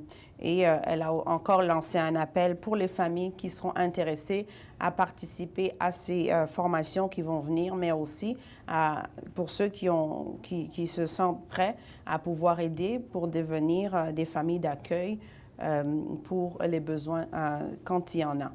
Alors ça, c'est ça que moi j'ai retenu des présentations qu'on a eues. On est maintenant arrivé à la période des questions. Alors, on laisse la place aux questions. Je ne peux personnellement pas voir qui a levé la main, mais je compte sur l'équipe de technique pour pouvoir nous indiquer qui aurait levé la main et puis faire l'espace aux questions. So I cannot personally see who's raised their hand, but I am counting on the technical team to help us with the technical aspect of who raised their hand, who goes to speak, and then we continue that way. Mais avant ça, je vais donner la parole à mon copilote, que je n'ai pas oublié, qui est avec moi, Khalifa. Est-ce que vous avez des réflexions à nous partager avant qu'on se lance dans les questions? Et peut-être que tu as une question toi-même, Khalifa. Do you have a question? Oui, effectivement. Peut-être que je vais lancer le bal pour les questions. Les présentations sont très bien, c'est assez informatif. Merci à tous les présentateurs.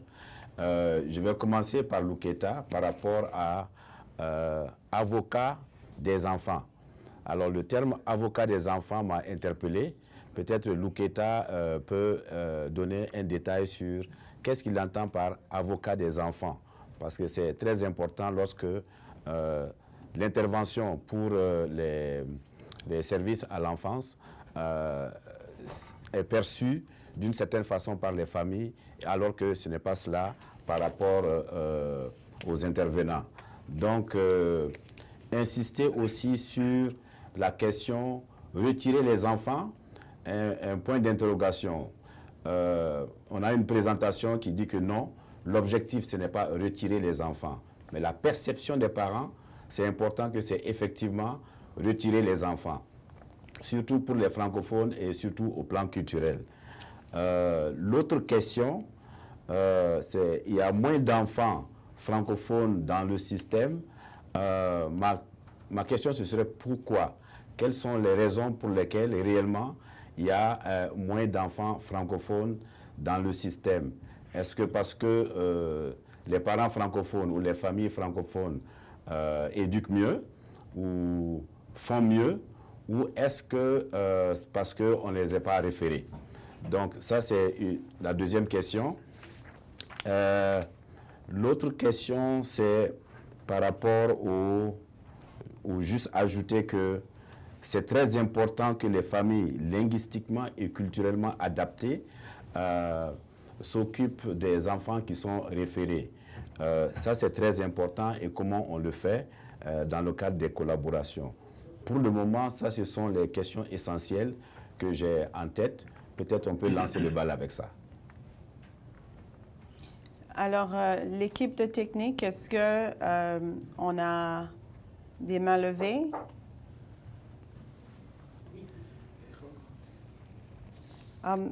Avant qu'on avance, Leroy, are you trying to present something? I'm being told that there's a PowerPoint about safety plan. I was realizing that we had a little bit of time because I was mindful of the time, and so I did miss out on a family safety plan slide that I thought was important for folks to at least be able to see, which contributes to some of the work that we do in the prevention aspects of working with families for children not to come into care. So I thought I just wanted to socialize that to folks, because I do believe out there in the community it's being used a lot, and so I just wanted to socialize that to this group. Okay, greatly appreciated. What about if you share that on the screen towards the end of the question period? Okay. Oh. All right, sounds great. Sounds it's already out. L'équipe de technique, do we have questions? Est-ce qu'on a des questions? On a des mains levées? Oui? Ange? Oui, puis-je commencer? Oui, allez-y. Okay. My question is to Leroy, and I don't know if you speak French or you have to do this in English. In your interventions, you mentioned something that there are a lot of improvements through this children's services. The one area that needs to be worked on is communications with the cultural communities and so on. But I'm trying to, I see the same problem in other commissions I'm involved in, is there have been a number of studies and commissions put on situation within the children's services, particularly with ethnocultural communities. And from what I heard you say, it seems like there's no such a problem. But often you have these kind of reports which are submitted to the agencies or the governments, and then there's some recommendations. My question particularly to you is, all those commissions and reports that have been done in the studies that show some challenges within the children's services with ethnocultural communities, are those things that you don't think are existent, or the different ways of handling, dealing with those reports? Thank you for that question. And I personally haven't reviewed the reports that you're talking about, but to answer your question, it's always a challenge within a big organization with various folks. And I do know that there are challenges working and collaborating with ethnocultural groups. There's no doubt. And one of the things that I do believe that we're trying to do, and it is when we're looking at what's happening on a larger scale, we're looking at the multicultural employee resource group and various groups that have been set up within the GOA. And my best hope is that along the way, over a period of time, we will see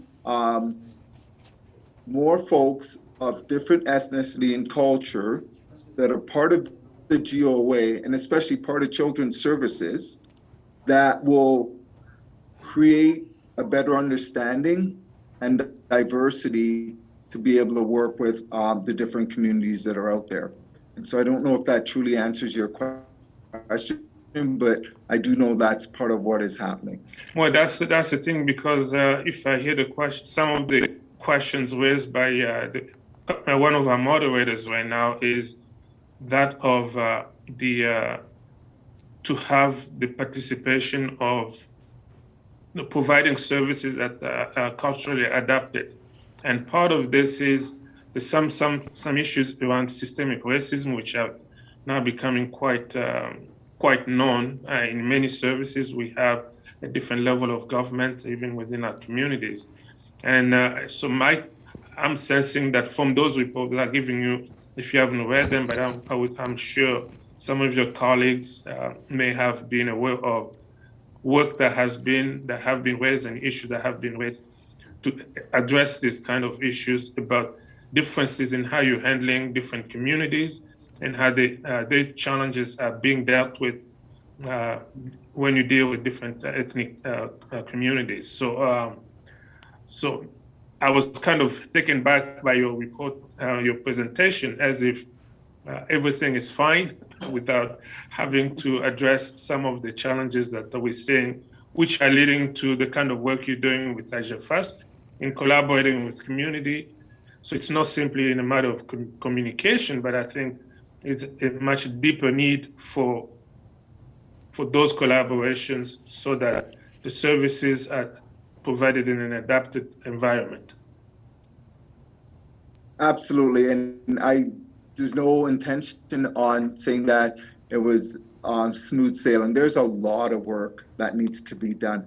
Our group is just one segment of the work that needs to be done and should be ongoing. I do know that we've moved away from, if I use this bad expression, painting all individuals with the same brush. We are looking at community. We're looking at, and that's why part of AJFAS here, working with community members, working with multicultural, that we can infuse and use their expertise in dealing with helping and supporting families of different culture.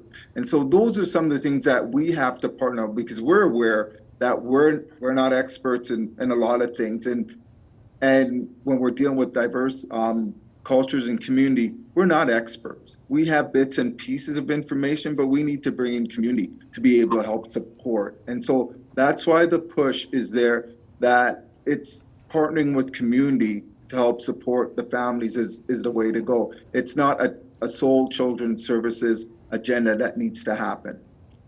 Thank you. Merci beaucoup pour cette question, Monsieur Ange. La question de Monsieur Ange était de savoir Il y avait certains rapports qui avaient déjà été produits par rapport aux interventions de Children's Services avec les communautés ethnoculturelles. Leroy nous a fait comprendre qu'il n'a pas pris connaissance de ces documents-là, mais qu'il y a toujours place à travailler pour mieux avancer, pour mieux collaborer. Donc, il reste toujours de la place pour faire mieux. Je vois en ligne, on me signale qu'il y a Serge qui a la main levée. Serge, you have a question? Yes, I have a question. Thank you. My question will go to Leroy as well.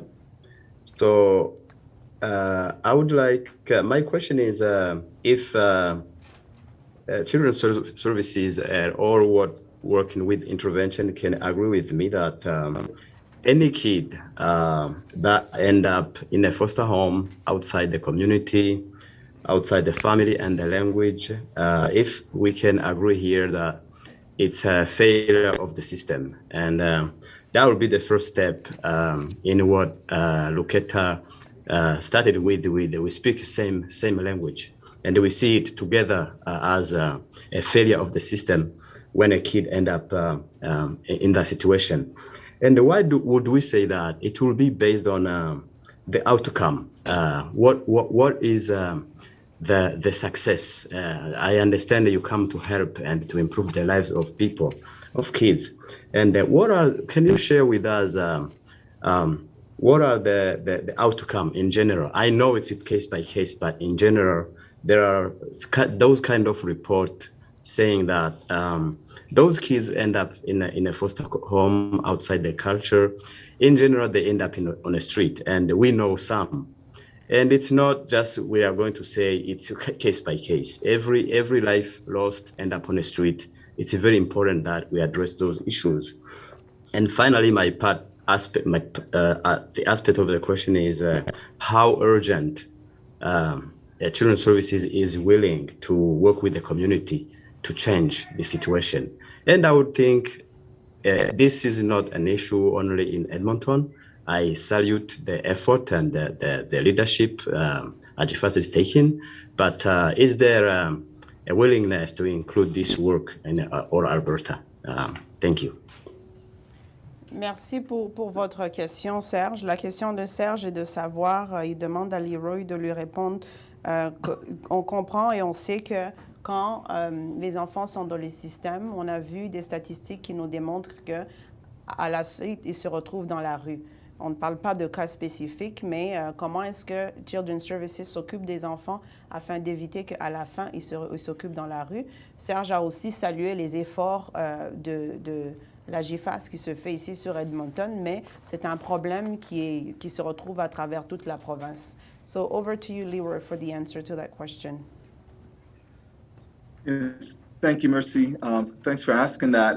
That is a challenging question to answer, and I'll tackle that. My colleagues might be able to help support me on this. The first part about the failure of the system, what I can say about the system, it's a large system that's always continuously needing improvement. There's no doubt about that. I work in it, and I see in different areas where it definitely needs ongoing improvement. And as you know, some of the legislation has to go through our provincial legislature for certain changes. Operationally, we can work with families in a more supportive way. And when I'm hearing that Children's Services is a failure for the culture and support, there are a lot of issues there. And I know a lot of our focus has been with the Indigenous population at this point in time, because we do know that around 67%, close to 70% of Children's Services involvement is with the Indigenous community. And I do know that there, as a ministry, that's being tackled at various levels to try and ensure that children are not being left behind. We do recognize that there has been children that have ended up on just children's services system, but I think society and different programs as a whole. When I speak about communication, I'm talking about also the bigger system. We're talking about education. We're talking about employment, all those justice, talking those bigger pieces needing to collaborate and communicate on a bigger level. Because when children's services is involved, we know that there are other things that have been happening before that. And we're a crux of that. And so we need to get others involved within that system. In community, you're right, the Edmonton region with AJFAS multicultural mountain plains is just is a small piece of what we're trying to do. And hopefully the ministry as a whole will be able to see that there is some work that's being done. I'm quite sure there are other pockets, Serge, that are working with families. And I could try and find out more about that. And especially with the African francophone community, I could find out more as to other regional areas, what they're doing. And that's something we could do a view of and see where things are going. Yes, and we do, I'm just seeing your question here, sir, sorry. And African francophone kids are among those who do not finish high school too. Yes, absolutely. We do know that there is a rise in the African community as a whole. And I know you're specifically saying the francophone community. I don't know what the stats are on that. And so those are piece of conversation that we need to have.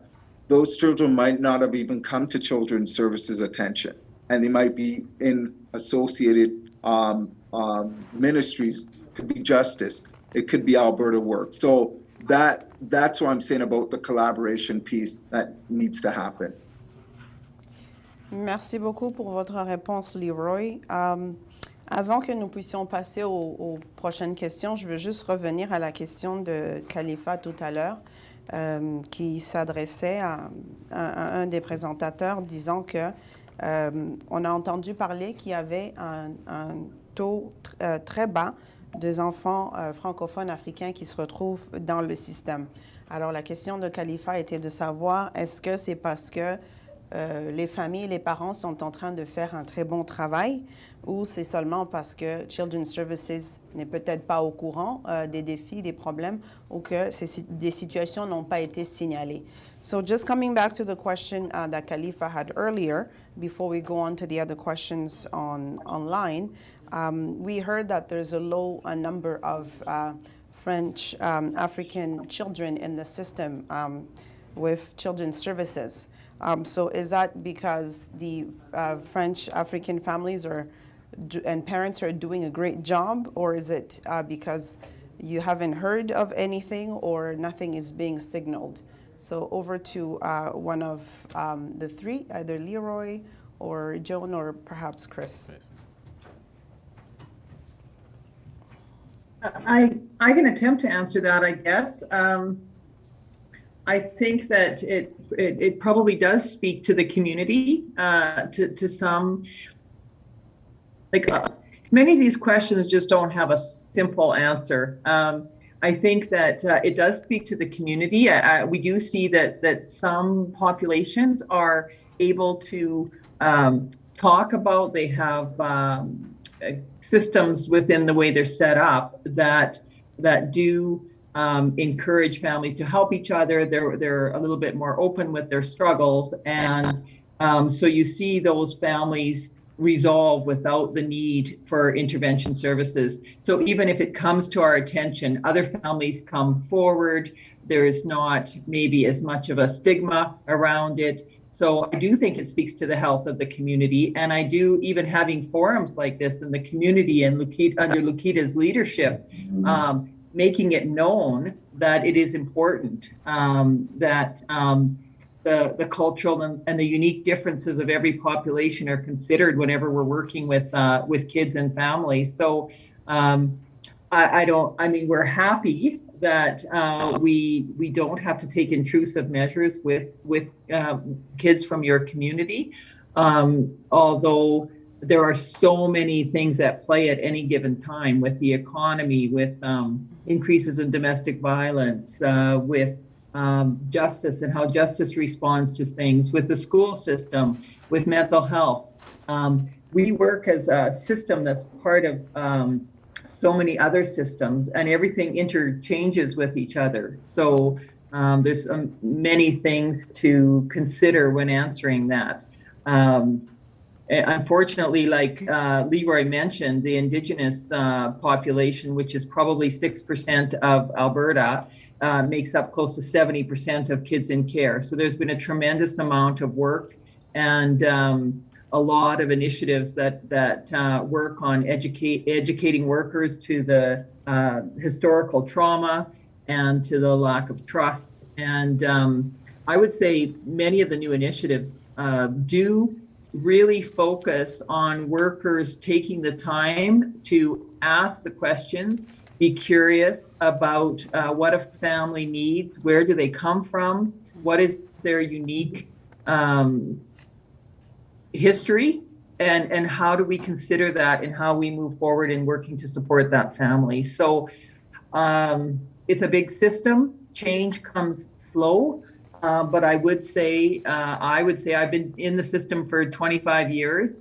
We've seen more movement in the last 5 years than ever before in terms of even this type of forum where we're educating ourselves around what the concerns are of communities. Thank you so much, Joan. Definitely, there is no straight or one concise answer to these kind of questions, but we do hear that there are many factors that play into this, and also the fact that conversations like these are very important. Education is very important, so thank you again. Alors, merci encore, Joan, de nous rappeler que ce genre de conversation, ce genre de forum, ce genre d'échanges communautaires sont très importants et contribuent à la santé des familles et aussi des communautés. Alors, merci pour ça. Une question rapide pour savoir, vous avez parlé de votre staff. Alors, est-ce que vous avez des francophones qui travaillent avec vous, qui peuvent aussi peut-être faciliter ces communications ou ces échanges? Joan, yourself and Leroy talked about your teams and your staff. Do you have any francophones as part of your staff that you work with that can also sometimes help facilitate those conversations with families? Want me to speak? We do have staff that do speak French. We can draw on to facilitate conversation. So what we do is that we do reach out to staff, but we also have a language line that we also use to help support us to speak with different nationalities, languages, and cultures. So we do that. And again, you'll hear from multicultural. We do rely on multicultural a lot in regards to utilizing their services, because they do have individuals that they hire that live in the community, are still part of the community. And so we're able to get their firsthand experience in walking right beside us, side by side, to address issues with the families. D'accord, merci beaucoup. Thank you. Nous allons passer aux questions en ligne. Il nous reste encore un peu de temps avant notre pause café, pause santé. Alors, il y a Andrea, Aline et Emmanuel qui sont en ligne. Alors, dans cet ordre, je vais vous inviter à poser vos questions tout en étant brève afin de donner aussi le temps pour les réponses. Alors, Andrea? Merci. Je vais me présenter. Je suis la coordinatrice du projet Espoir au Conseil scolaire Centre-Nord.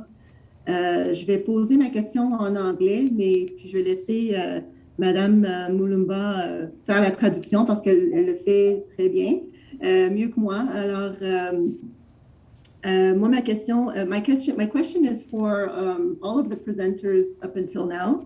As I said in French, I'm the program coordinator for the AHS Mental Health Capacity Building Project in the Francophone School District. And we're part of the, as you probably know, the continuum of the mental health and addiction services of AHS.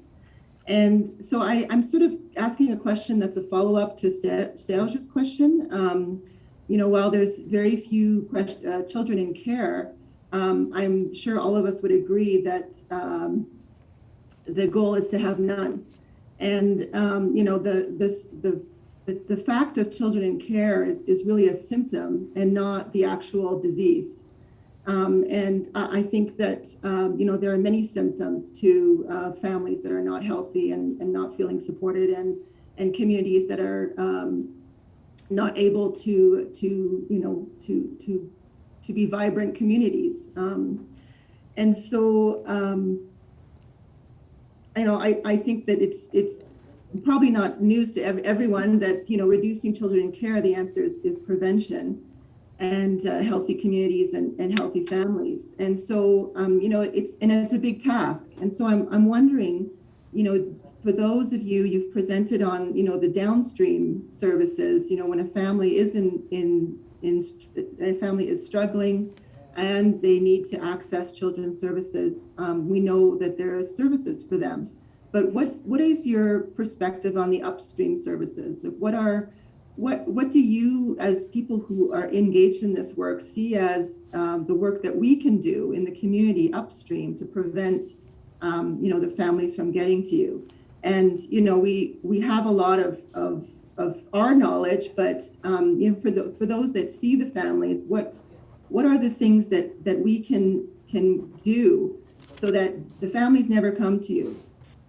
And there's no neighbors calling, you know, that we're really, you know, reaching that level of supporting our communities to be healthy and to live to their, you know, to their greatest potential. So it's a question for everyone. Yeah, another tough question, because, you know, I think that, I mean, if you speak, like, we've seen a real increase in domestic violence. Now, was it always there and it just was never talked about? So you know, there's all those questions, right? So mental health, we've seen an increase in mental health in children, mental health in caregivers, within families. We've seen definitely more violence. Cart might be able to speak a little bit to that. In care, even trying to place some children in family systems is becoming more and more difficult because of the complex needs of the children. And I'm sure you see that as well in Alberta Health Services, where you've got addictions, you've got mental health, you've got trauma, multiple layers of trauma. And so I think awareness in the communities is a huge piece. I think taking the stigma away from the mental health issues, and communities stepping forward and assisting families that they see struggling, that there's good prenatal care. We see more and more children coming into care that are exposed prenatally to drugs and alcohol, that are then dealing with lifelong implications of brain injury. So, I mean, I think that you're right. The answer is preventative. It's early intervention in all those different areas. I think there's probably more the school can do in terms of education and justice and their struggles to how they respond to, especially early on with kids that are struggling with mental health, and it's perceived in other ways. So I think it's a little bit of everything in terms of trying to be involved earlier, be supportive, but Children's Services isn't going to be the answer to everybody's problems. It's the neighbor that can help instead of calling in. It's the family that can surround and intervene and care for their communities, so that there isn't a need for government to step in, because we don't have the answers either. These are complex issues, and we all play a piece in the solution. And I like to utter what Joan just stated. There's a stigma that is attached to it. And one of the things that for Children's Services, where when I was speaking earlier about that we make the referrals out, that a lot of information does come to us, and we're able to deflect back into the community so the family does not have an open file. And that could be a referral to the mental health area, to see a counselor, see a psychiatrist.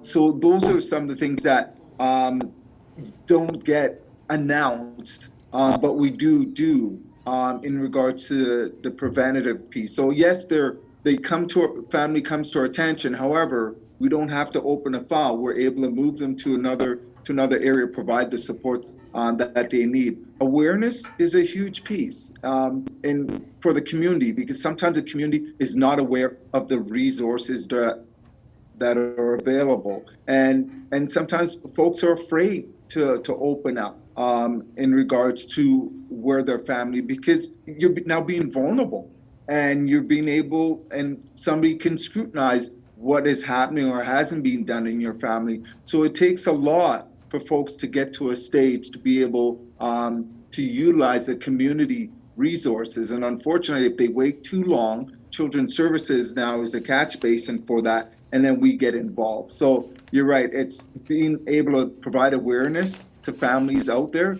that there are these services and supports.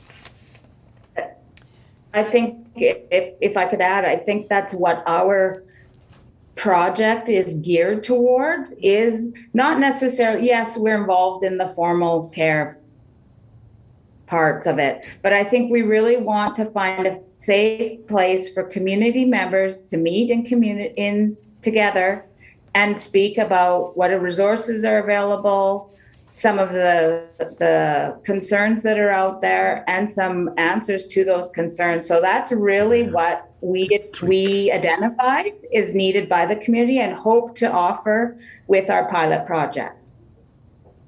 And last piece of this is that I do believe that when we're talking about the different supports and preventative measures, it starts with the community. And so I do know within certain communities, and if I could be so bold as use the African nation as a whole, or folks that have come here on an urgent basis to Canada and make Canada their home, there's been some trauma that folks have had throughout their lives. And so how does the community help support that, recognize that, right?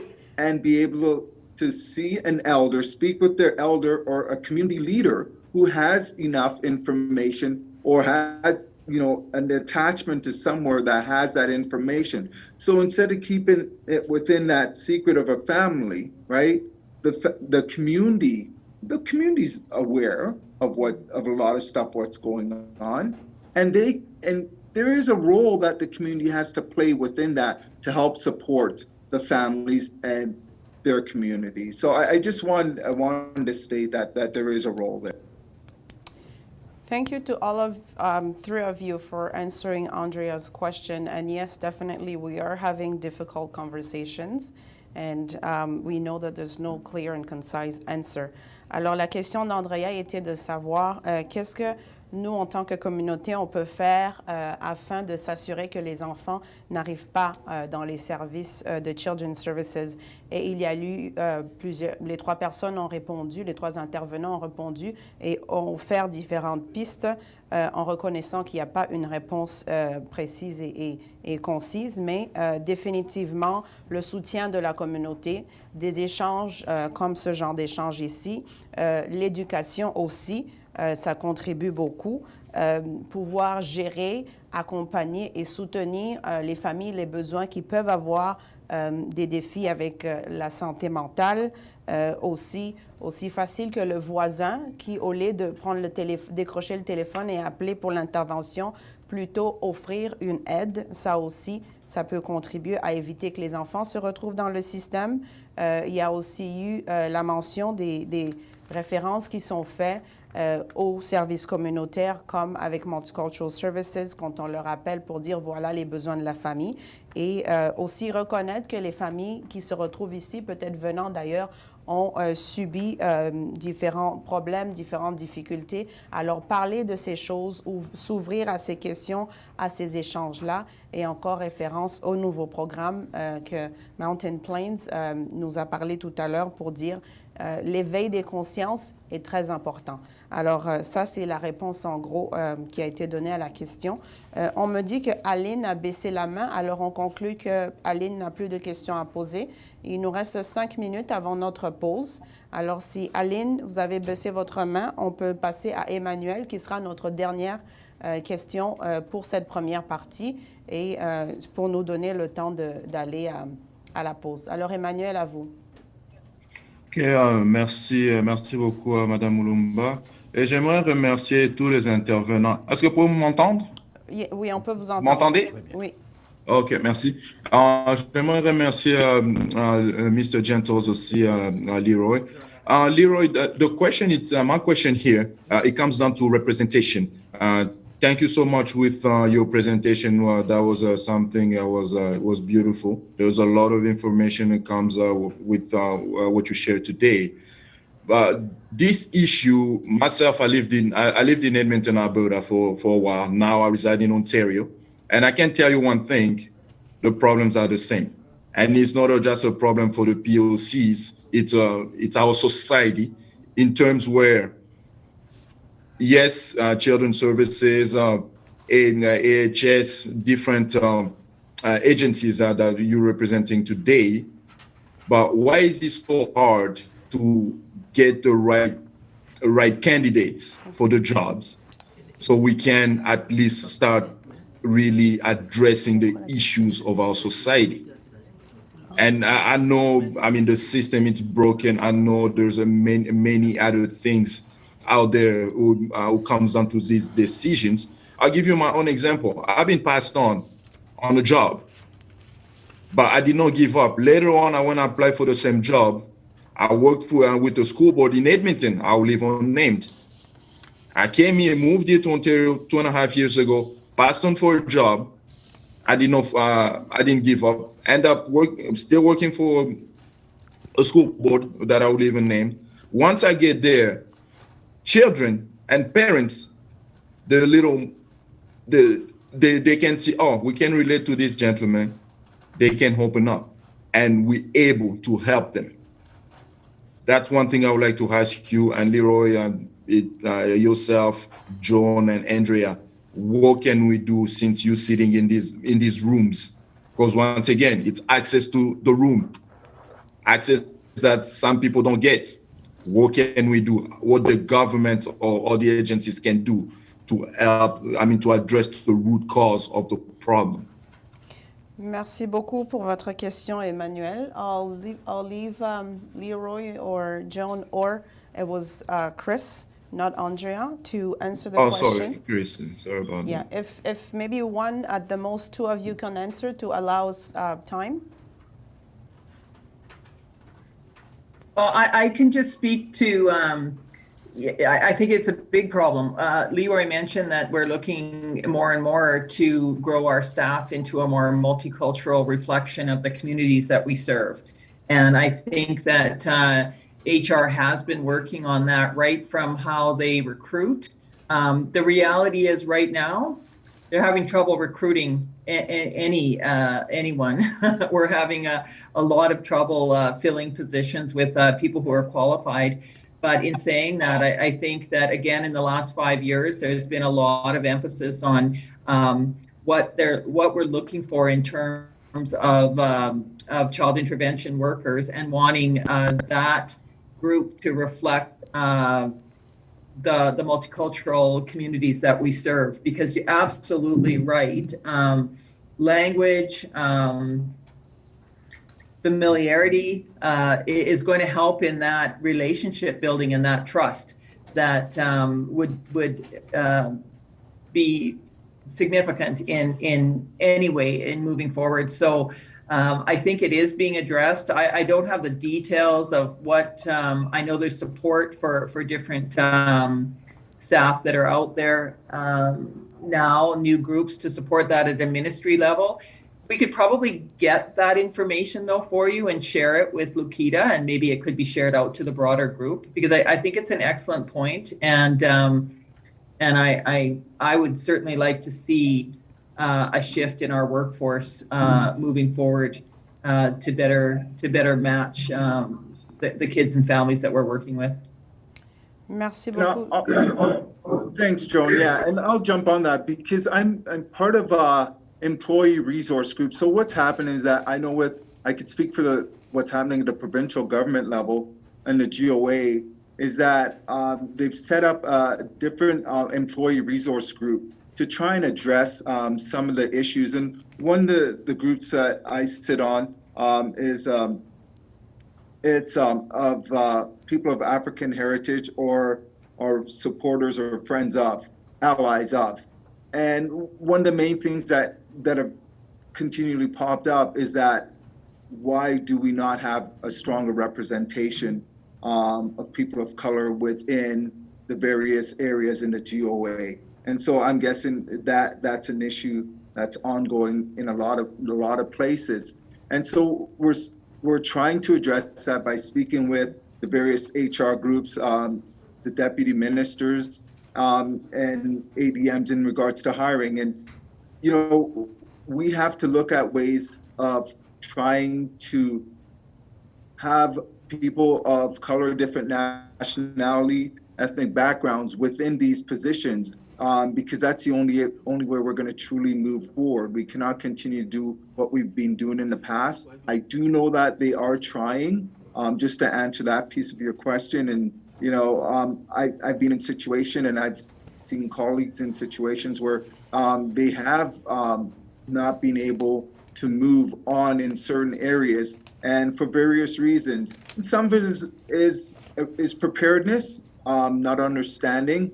And so there's certain criteria that are needed for the job that is being put forward. But I do know that we're reaching out to the universities and the colleges to try and increase the different minorities and visible minorities within the GOA. That's a huge focus. I know from a personal lens that I do look out for individuals, minorities, and try and encourage them to make the GOA a choice of their employment. So those are the simple things that, you know, we're trying to do, and from a level of government, the ERGs are there also to address that. Merci beaucoup à vous deux pour vos réponses.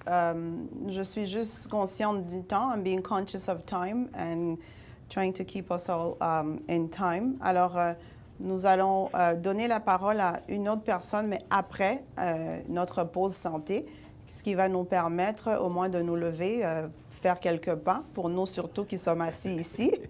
We've been sitting here for a while, so we feel that we can take a few minutes to be able to stretch, and then we can come back in 10 minutes. Alors, il est présentement midi 23. Alors, on se revoit à midi 33. So it's now 12:23 on the clock that we have here in the studio.